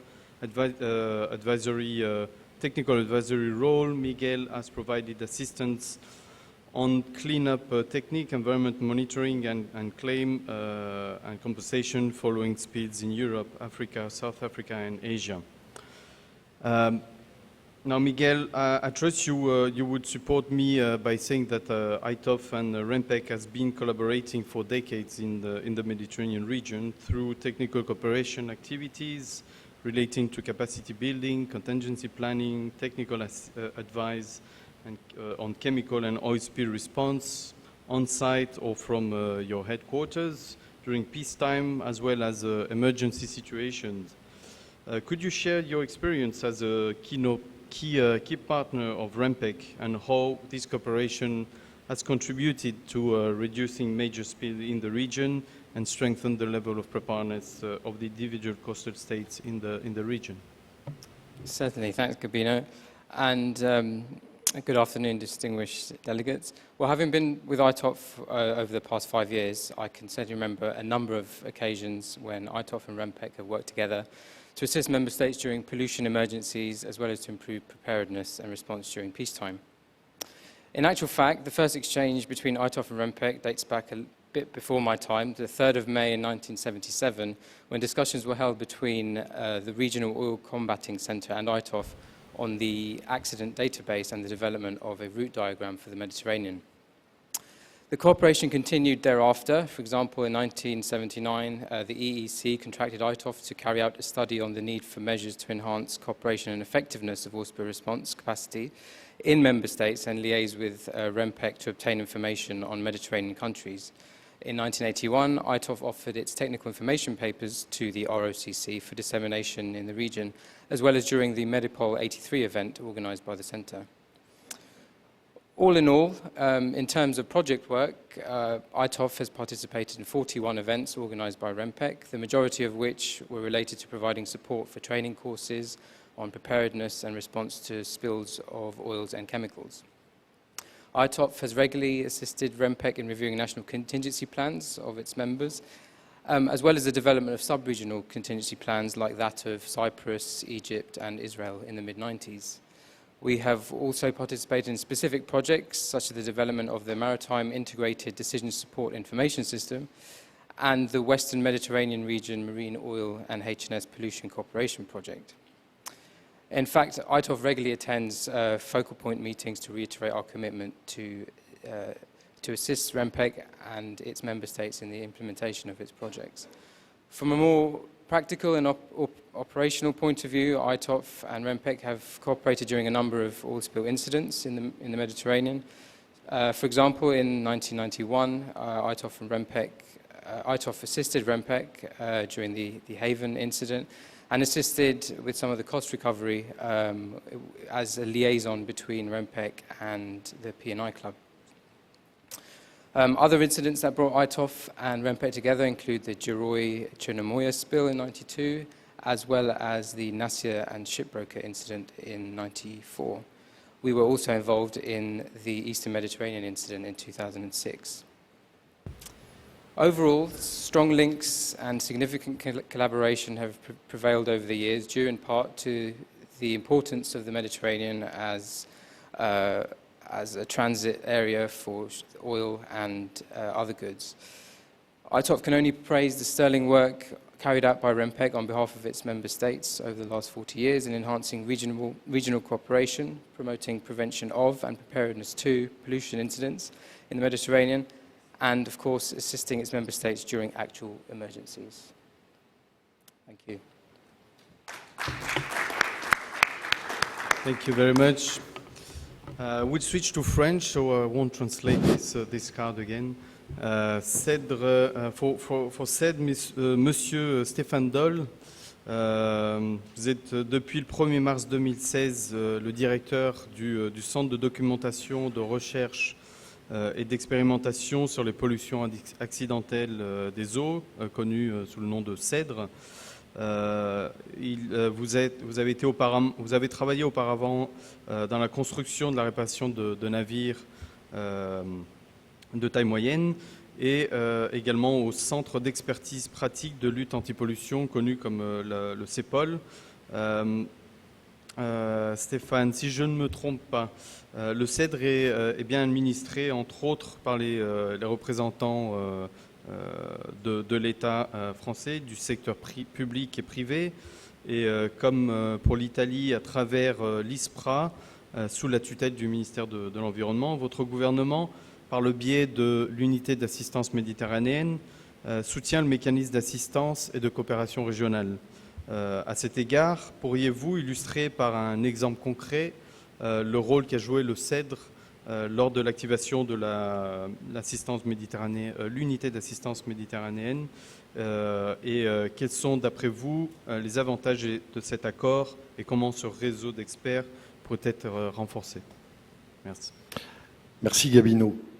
Je suis très heureux d'être parmi vous aujourd'hui pour fêter cet événement important qu'est le 40e anniversaire du REMPEC, et d'autant plus heureux que le CEDRE, partenaire du REMPEC depuis l'origine, s'approche lui aussi de cette date anniversaire des 40 ans. Nous n'avons plus que 2 ans à attendre, puisque le CEDRE a été créé en 1978 après le naufrage de la Moco Cadiz. Alors pour répondre à la question posée, le board du CEDRE est effectivement composé de 3 groupes. Un groupe avec des représentants de l'État, un groupe du secteur public comprenant notamment la plupart des institutions et des groupes scientifiques et de recherche français. Et le 3e groupe c'est un groupe qui provient du secteur privé avec de nombreux industriels. Pendant plus de 35 ans, le CEDRE a vécu de nombreuses périodes de calme ou d'action, tout comme le REMPEC. Et en amont de pollution, nous permettant de travailler sur la préparation à l'action, mais également en période de crise, lors d'accidents que vous connaissez tous. Et je dois dire que cette composition tripartite du board du CEDRE a été un point fort sur lequel mes prédécesseurs ou moi avons pu nous appuyer grandement et constamment lors de chaque événement. Pour revenir dans le concret et évoquer un exemple, je vais prendre l'exemple du rôle joué par le CEDRE lors de l'activation de la MAU à travers le REMPEC en 2006. Cette année-là, nous avons été mobilisés lors du déversement d'hydrocarbures sur les côtes du Liban. Et dans ce cadre-là, nous avons envoyé 5 conseillers, 5 experts, si vous voulez, du CEDRE, qui sont intervenus et restés sur place pendant environ 3 mois, ou un peu plus de 3 mois, afin d'y apporter une expertise pour lutter contre la pollution. Et j'ai entendu tout à l'heure, avec grand plaisir, que ce qui avait été fait à l'époque avait eu un excellent retentissement. Donc moi, directeur, j'en suis très fier de mes équipes. Alors les avantages de cet accord, je pense que cet accord nous permet de travailler ensemble et donc de se connaître en amont de l'action. Et ça, c'est un élément qui est extrêmement important pour moi, voire indispensable. Le fait de se connaître avant l'action, on a du temps pour se découvrir, pour parler ensemble, pour comprendre comment nous travaillons, et ça facilite beaucoup les choses lorsque nous sommes en temps de crise, parce que nous n'avons pas à prendre cette partie-là. Et comment renforcer ce même réseau d'experts? Eh bien, je vais reprendre ce que je disais tout à l'heure, en poursuivant nos échanges, nos rencontres, les formations que nous faisons en commun et les entraînements et les exercices communs. Voilà. Ça me paraît quelque chose sur lequel on peut travailler et continuer à progresser dans l'avenir. Je vous remercie et bon anniversaire au REMPEC. Merci beaucoup, Monsieur Doll. Notre prochain intervenant, Monsieur Renato Frigherio, I'll switch to English, is HSE manager of BSF Italy, SPA, and chairperson of the Transport Emergency Service Committee, known as SET, of Federchimica, which is the Federazione the National Federation of the Chemical Industry. Is also part of the Mediterranean Assistance Unit family and of the ICE network, which is the Intervention in Chemical Transport Emergency of the European Chemical Industry Council. Mr. Frigerio, could you describe your relation with REMPEC in few words within the current arrangement and highlight some potential area of cooperation still unexplored to support Mediterranean countries to face challenges related to chemical spills? Yeah, thank you a lot, Mr. Gonzalez. So some notes about Federchimica. Federchimica and REMPEC are cooperating in the Mediterranean Assistance Unit since 2004. The cooperation was born because Federchimica has managed since 1998 the Italian Center of the European Intervention in Chemical Transport Emergency, ICE network, promoted by CEFIC. The Italian center, called SET, so S-E-T, has the purpose of supporting public authorities in chemical emergency during transport of chemicals, providing 3 levels of intervention. Level 1, products information, technical assistance by phone or on the field, it's the level 2, and the level 3, an emergency team on the accident site. SET, for the Mediterranean Assistance Unit, made support available with 10 experts able to intervene on over 120 UN numbers and covering almost all of the hazard classes of dangerous goods. This is a commitment of the well-known Responsible Care Program. Chemical companies have to continuously improve environment, health and safety, and security too, knowledge and performance of its technologies, processes and products over their life cycles to avoid harm to people and to the environment. And chemical industry works in the field of prevention in order to improve the quickness and organization of their response in case of emergency to contain the potential high damage. In these regards, it will be important to organize, under the supervision of the competent authorities, joint practical exercises that can reassure the countries facing on the Mediterranean Sea on the effectiveness of intervention, as foreseen by OPRC HNS protocol. And our new memorandum of understanding, about to be finalized by Federchimica, will contribute to better prevent and monitor any possible accident of chemicals shipped in the Mediterranean Sea. Thank you. Thank you very much for your introduction and very concise presentation of Federchimica and our relation. Thank you. Dr. Giovanni Copini, who is our next speaker. Giovanni, you are responsible for the operational oceanography laboratory at the Euro-Mediterranean Center for Climate Change, known as CMCC, in Lecce, which is developing operational oceanography application and managing projects. And you're also officer in charge of the Emergency Response Office of the Mediterranean Operational Network for the Global Ocean Observation System, known as Moongoose. In this regard, following the signature in 2009 of the first MOU with REMPEC, which has been renewed since then, could you tell us in a nutshell the main achievements of the successful cooperation for the promotion of research program leading to operational tools, and what could we expect for the future, in particular, even hearing some new developments in other areas? Thank you. Thank you, Gabino. First of all, thanks for the invitation and congratulations for the 40th anniversary. Yes, we started, I'd say, with the Lebanon accidents. This cooperation formalized it in 2009 with the first MOU. Mongoose is a network of experts of operational oceanography in the Mediterranean Sea. We count more than 36 institutes all over the Mediterranean countries. I think we can mention three main results. The first one I would say is a technological endeavor, a technological effort. We have developed together a network that we call MEDES, is a multimodal oil spill forecasting system that is supporting and will support hopefully in the future in case of emergency. So forecasting oil is one part of the emergency response or support to the emergency response.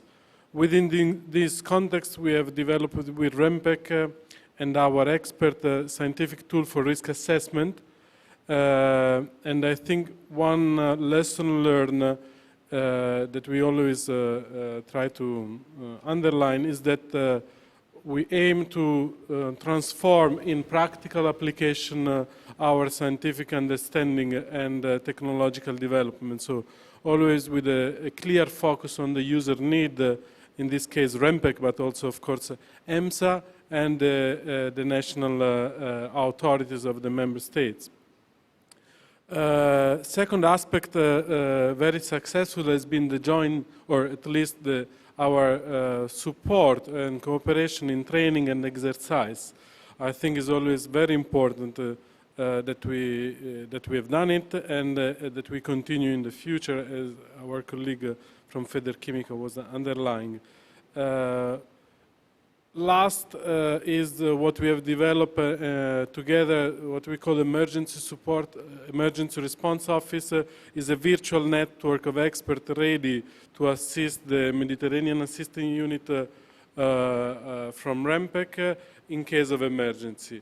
So the future, I think, is to enforce our capability in the service provision, so ensure the sustainability of what we have developed based on EU funding and national resources for the future. Maybe make it more user-friendly, I'd say, so that it comes to be more practical in case of emergency, its use. Further develop its coastal component, because yes, it's true that oil spill emergency can be an offshore accident, but often the risk increases a lot when they go to the coast, to the coastal areas, and our capability need to be further improved for forecasting in the coastal areas. Networking, of course, all the national effort, the European Copernicus effort and the national effort in ocean forecasting. Risk mapping, it's very important. I think we should take the advantage of the invitation from ELCOM to cooperate in this framework. And of course, we need to enforce further through REMPEC the national cooperation, so the cooperation also at the national level in this framework. Thank you, Gabina, and congratulations. Thank you, Giovanni. Now the final intervention for this session, and I again thank you for your patience, and but I think the collaboration with all these partners was important to underline in this session. So before the conclusion of this event, I would like to present Mr. Vincent Attard, President of Nature Trusts, who is a local non-governmental organization. Vincent became a member of the then called Natural History Society of Malta in 1972, while studying biology, and took various responsibilities in the organization, which evolved over the years together with the scope and its name, which became Society of the Study and the Conservation of Nature in 1974, and Nature Trust in 1999. In 2006, Vincent took his post of Executive President of Nature Trust. Another question is to you. From a point of view of a local NGO, could you tell us more about the experience of Nature Trust Malta with regard to partnership with REMPEC to further enhance the involvement of NGOs and volunteers in the country? Yes, thank you, Gabino. I think coming from a non-governmental organization that works a lot in terrestrial and marine biodiversity, the cooperation between REMPEC has been very good. We are very grateful for the opportunities having been offered to us by REMPEC with regards to training also on being prepared and being responsive towards an eventual oil spill. Being on an island that has a lot of traffic, especially in the oil industry, one cannot but not be prepared for an incident. We hope we do not need, but one can never say so. The fact that we got this collaboration and we got an exposure over the theory and the practical side of this challenge, should it ever arise, was very good. I mean, going to the center in France, getting trained on a setup sort of real-time environment of an oil spill was something very challenging. It was no joke. We learned a lot about teamwork, the importance of how to collaborate with each other. The opportunity also offered us a lot of networking, both with other organizations, where we also came in contact with organizations that we realized, for example, could help us in the case of an eventual oil spill, and that there are other organizations who would be prepared then to help us recover costs from an eventual oil spill. So one, you would realize that you are not alone and you would find all support when the time comes. I think the partnership also and the collaboration also put us in contact with also the local authorities like the Civil Protection Department, the Armed Forces of Malta, where we also joined them at the training in Brittany as well. So we work together side by side, and I think it was a good opportunity for us to also get to know each other and how would work together once we need to.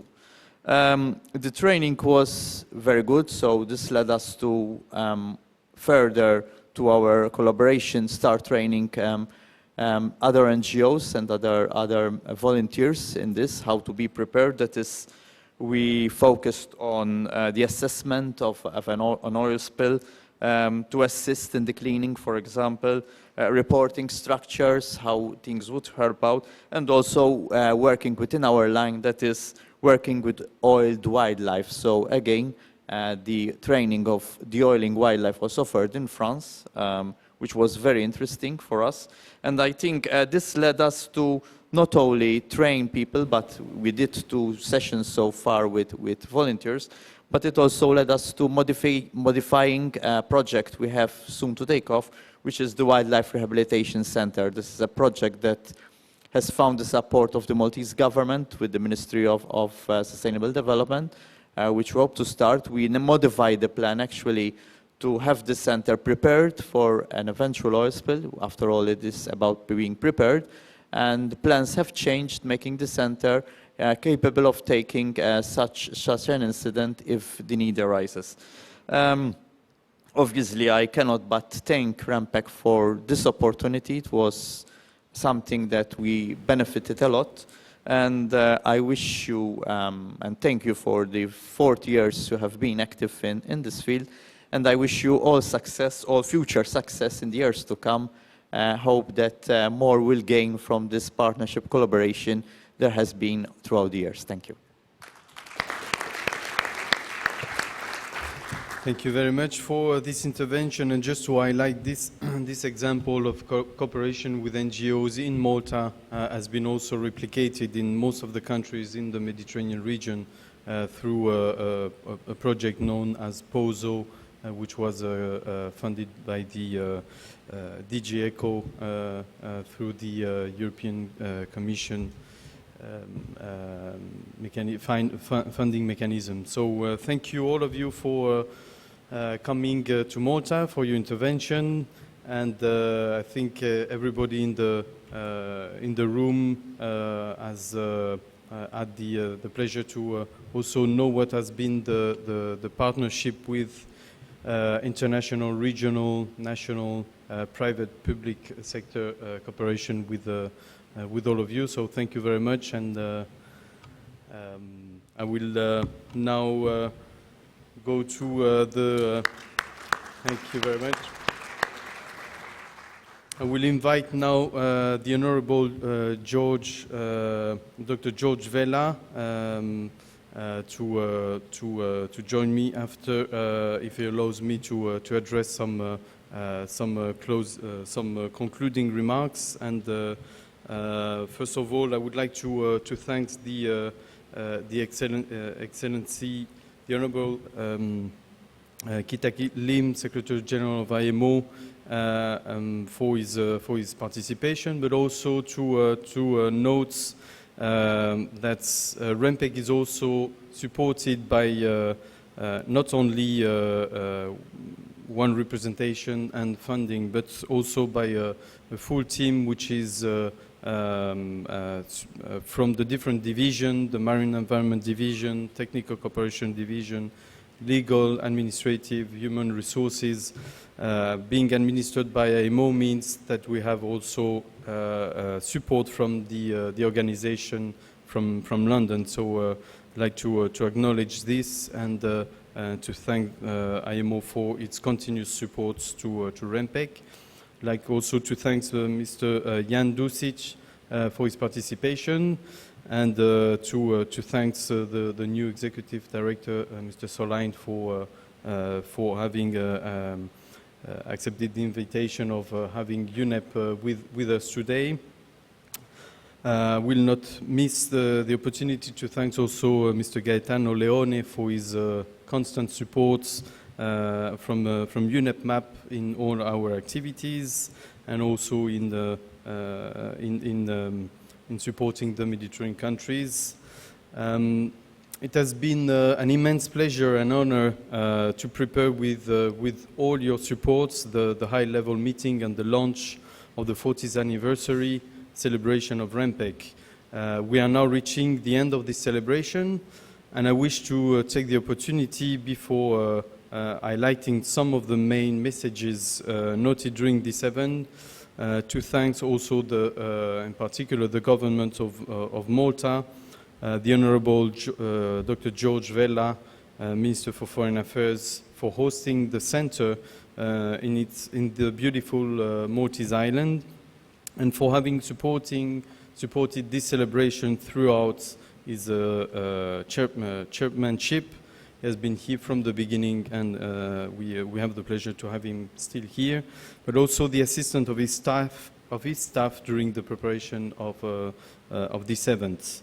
I wish also to express my appreciation to the Honorable Mr. Joe Mizzi, Minister for Transport and Infrastructure, for the beautiful reception of yesterday, but also for the excellent relationship and the trust established, which I'm convinced will benefit the entire Mediterranean maritime community, and the Honorable Dr. Jose Herrera, Minister for Sustainable Development, the Environment, Climate Change, for his assistance and the one of its staff when addressing environmental issues in the context of the Mediterranean Action Plan. So a big thank you to all of you.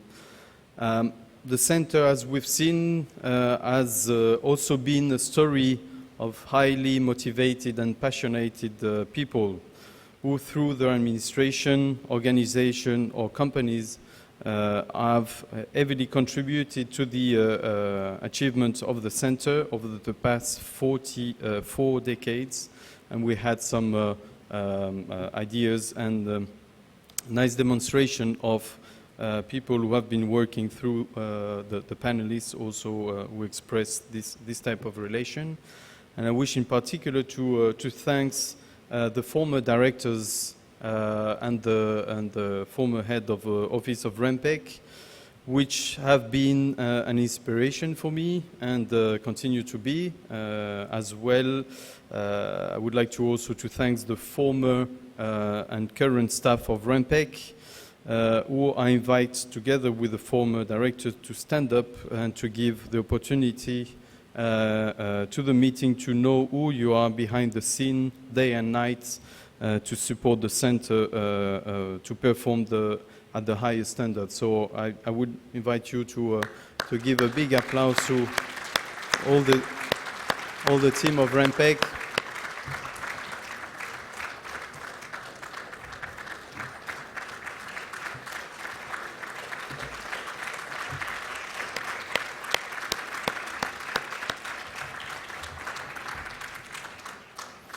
So you will have the pleasure to meet them personally. Now you know them from the work, but I think it was an opportunity not to miss to introduce them to you, because they are really giving all the best for the region and for the center. Thank you also to the organizer of the Malta Maritime Summit, the interpreters, and the technicians for the professionalism and their assistance. Allow me, still with your, if you allow me some more time to underline some key notes, key messages which came out of this meeting. I will be very brief. I would like to highlight the importance highlighted for capacity building, exercising. We spoke also about the importance of the transition of the international and regional instrument into the national law.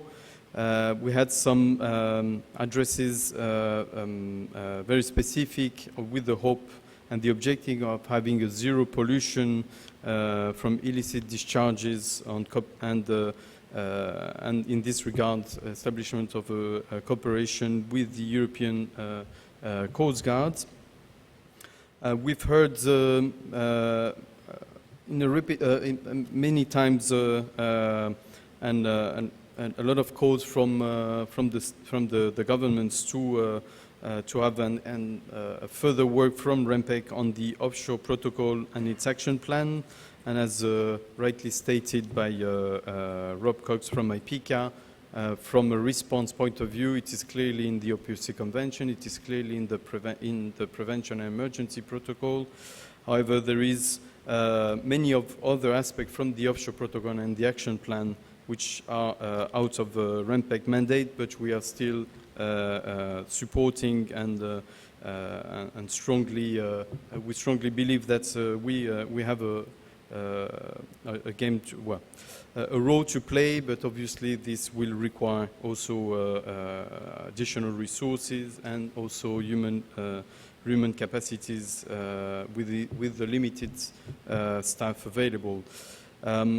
We've mentioned also marine litters, port reception facilities, pleasure craft, and also I would like to mention that there would be and there is a project ongoing on marine litter with cooperation with Medpol and the other components of REMPEC. And in terms of cooperation, there's been a reference to a sub-regional contingency plan. We have an ongoing activity with Cyprus, Greece and Israel. We have the experience with other regions, and we had a call from the Adriatic region also to support the extension of the agreements with Albania and Montenegro, and we heard the message and we try to assist in this. Still, in terms of synergies, the call from Ramoj in establishing the bridges between the Ramoj agreements and REMPEC, and I would say also to extend this to the MAP focal point, to the MAP, which has also activities related to Ramoj. And facilitation of cooperation were also referred, and also the call from ELCOM in terms of risk assessment and the new project which is ongoing. There's been also a clear message all through this event and also from the Secretary General of IMO in his opening remarks to reinforce to continue the cooperation between REMPEC, EMSA, IMO and UNEP-MAP. And we have a lot of issues to work on, and also take this opportunity to highlight with the need of resources, which I've mentioned before, also a current circular which has been sent by IMO to all the member states, and which we've sent to our contracting parties for a junior professional officer position at REMPEC, which consists of a secondment of a young professional to REMPEC. So if you're interested in having one of your representatives to join REMPEC and have a few years of experience, you're welcome to submit your application, and they will be all very welcome. So I believe after 40 years, Mediterranean countries and the Center has established a strong relation based on understanding, respect, and trust, and in all circumstances find a way to continue for the continuation of this successful story, which I hope will continue for many more years to come. There is no doubt that the Center has played a crucial role in facilitating coordination, integration, and cooperation, being a crossroad between, on the one hand, the local, national, sub-regional community needs, and in the other hand, the regional and international regime. So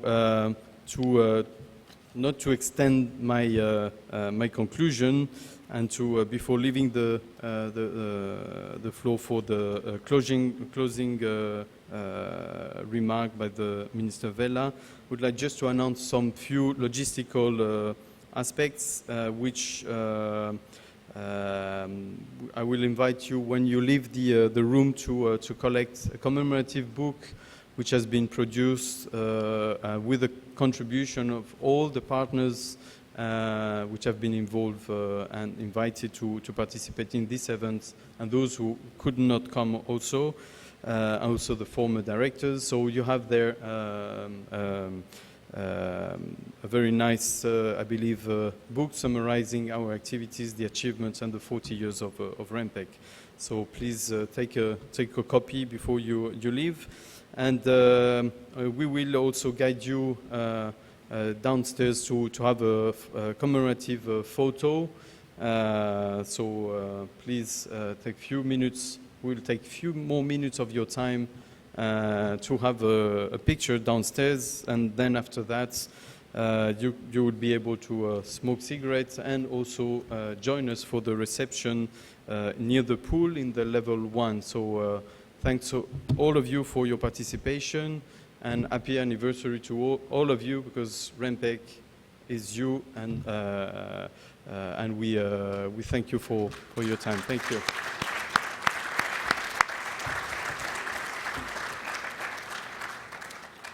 So, Honorable Dr. George Vella, Minister for Foreign Affairs, if you wish to join and have the closure of the high-level meeting. Thank you very much. Thank you very much. Excellencies, this brings us to the end of the meeting. Actually, I wasn't planning to stay for the whole session in the hall, but I could not afford losing such an opportunity to listen to such a large amount of accumulated knowledge and experience on the subject of maritime pollution. So I simply had to stay, and I don't regret having spent these few hours with you, because I'm sure that we have all grown more experienced and more knowledgeable about the subject. I must say that today's meeting truly highlighted the importance and the inherent necessity of cooperation. The 40 years anniversary of REMPEC, this event has come at a very timely opportunity to reflect on how cooperation in maritime and environment affairs is the way forward, underpinned by a cross-sectoral and multidisciplinary approach. This afternoon, as I said, we have shared experiences, learned about current projects and activities, and exchanged views as to our future expectations on how cooperation could be further enhanced in the region of the Mediterranean. At this particular point in history, northern and southern Mediterranean states have come together to celebrate United Nations agency consistent and determined mission, which is REMPEC, and REMPEC, through its mandate of preventing and combating marine pollution from ships, exemplifies how cooperation in environment and maritime issues will continue to lie at the forefront of the Mediterranean. It comes as no surprise that working on less contentious issues, first, as the marine environment, will pave the way for a more coherent and sustainable path towards intra-regional collaboration in many other sectors beyond the environment. By benevolence of hindsight, 40 years of technical cooperation provided by REMPEC proves this fact and proves this principle. The Government of Malta, as host of REMPEC, is truly indebted to this agency for the important work it undertakes and the dynamism with which it continues to foster the strengths and capabilities in the field of all Mediterranean partners. It was indeed a great pleasure and privilege for me to have been present today to celebrate this occasion which embodies the success and the achievements of intra-Mediterranean cooperation. True to its Mediterranean vocation and conscious of the responsibility that history and its geographical location have placed on its shoulders, Malta will steadfastly continue to support and reinforce Mediterranean initiatives. We are committed to be an advocate of solid development in the region, taking into account the newly implemented Sustainable Development Goals and the Paris Agreement on Climate Change, all of which give due regard to the manner in which we utilize our natural environment and the impact this could have on our present and on future generations.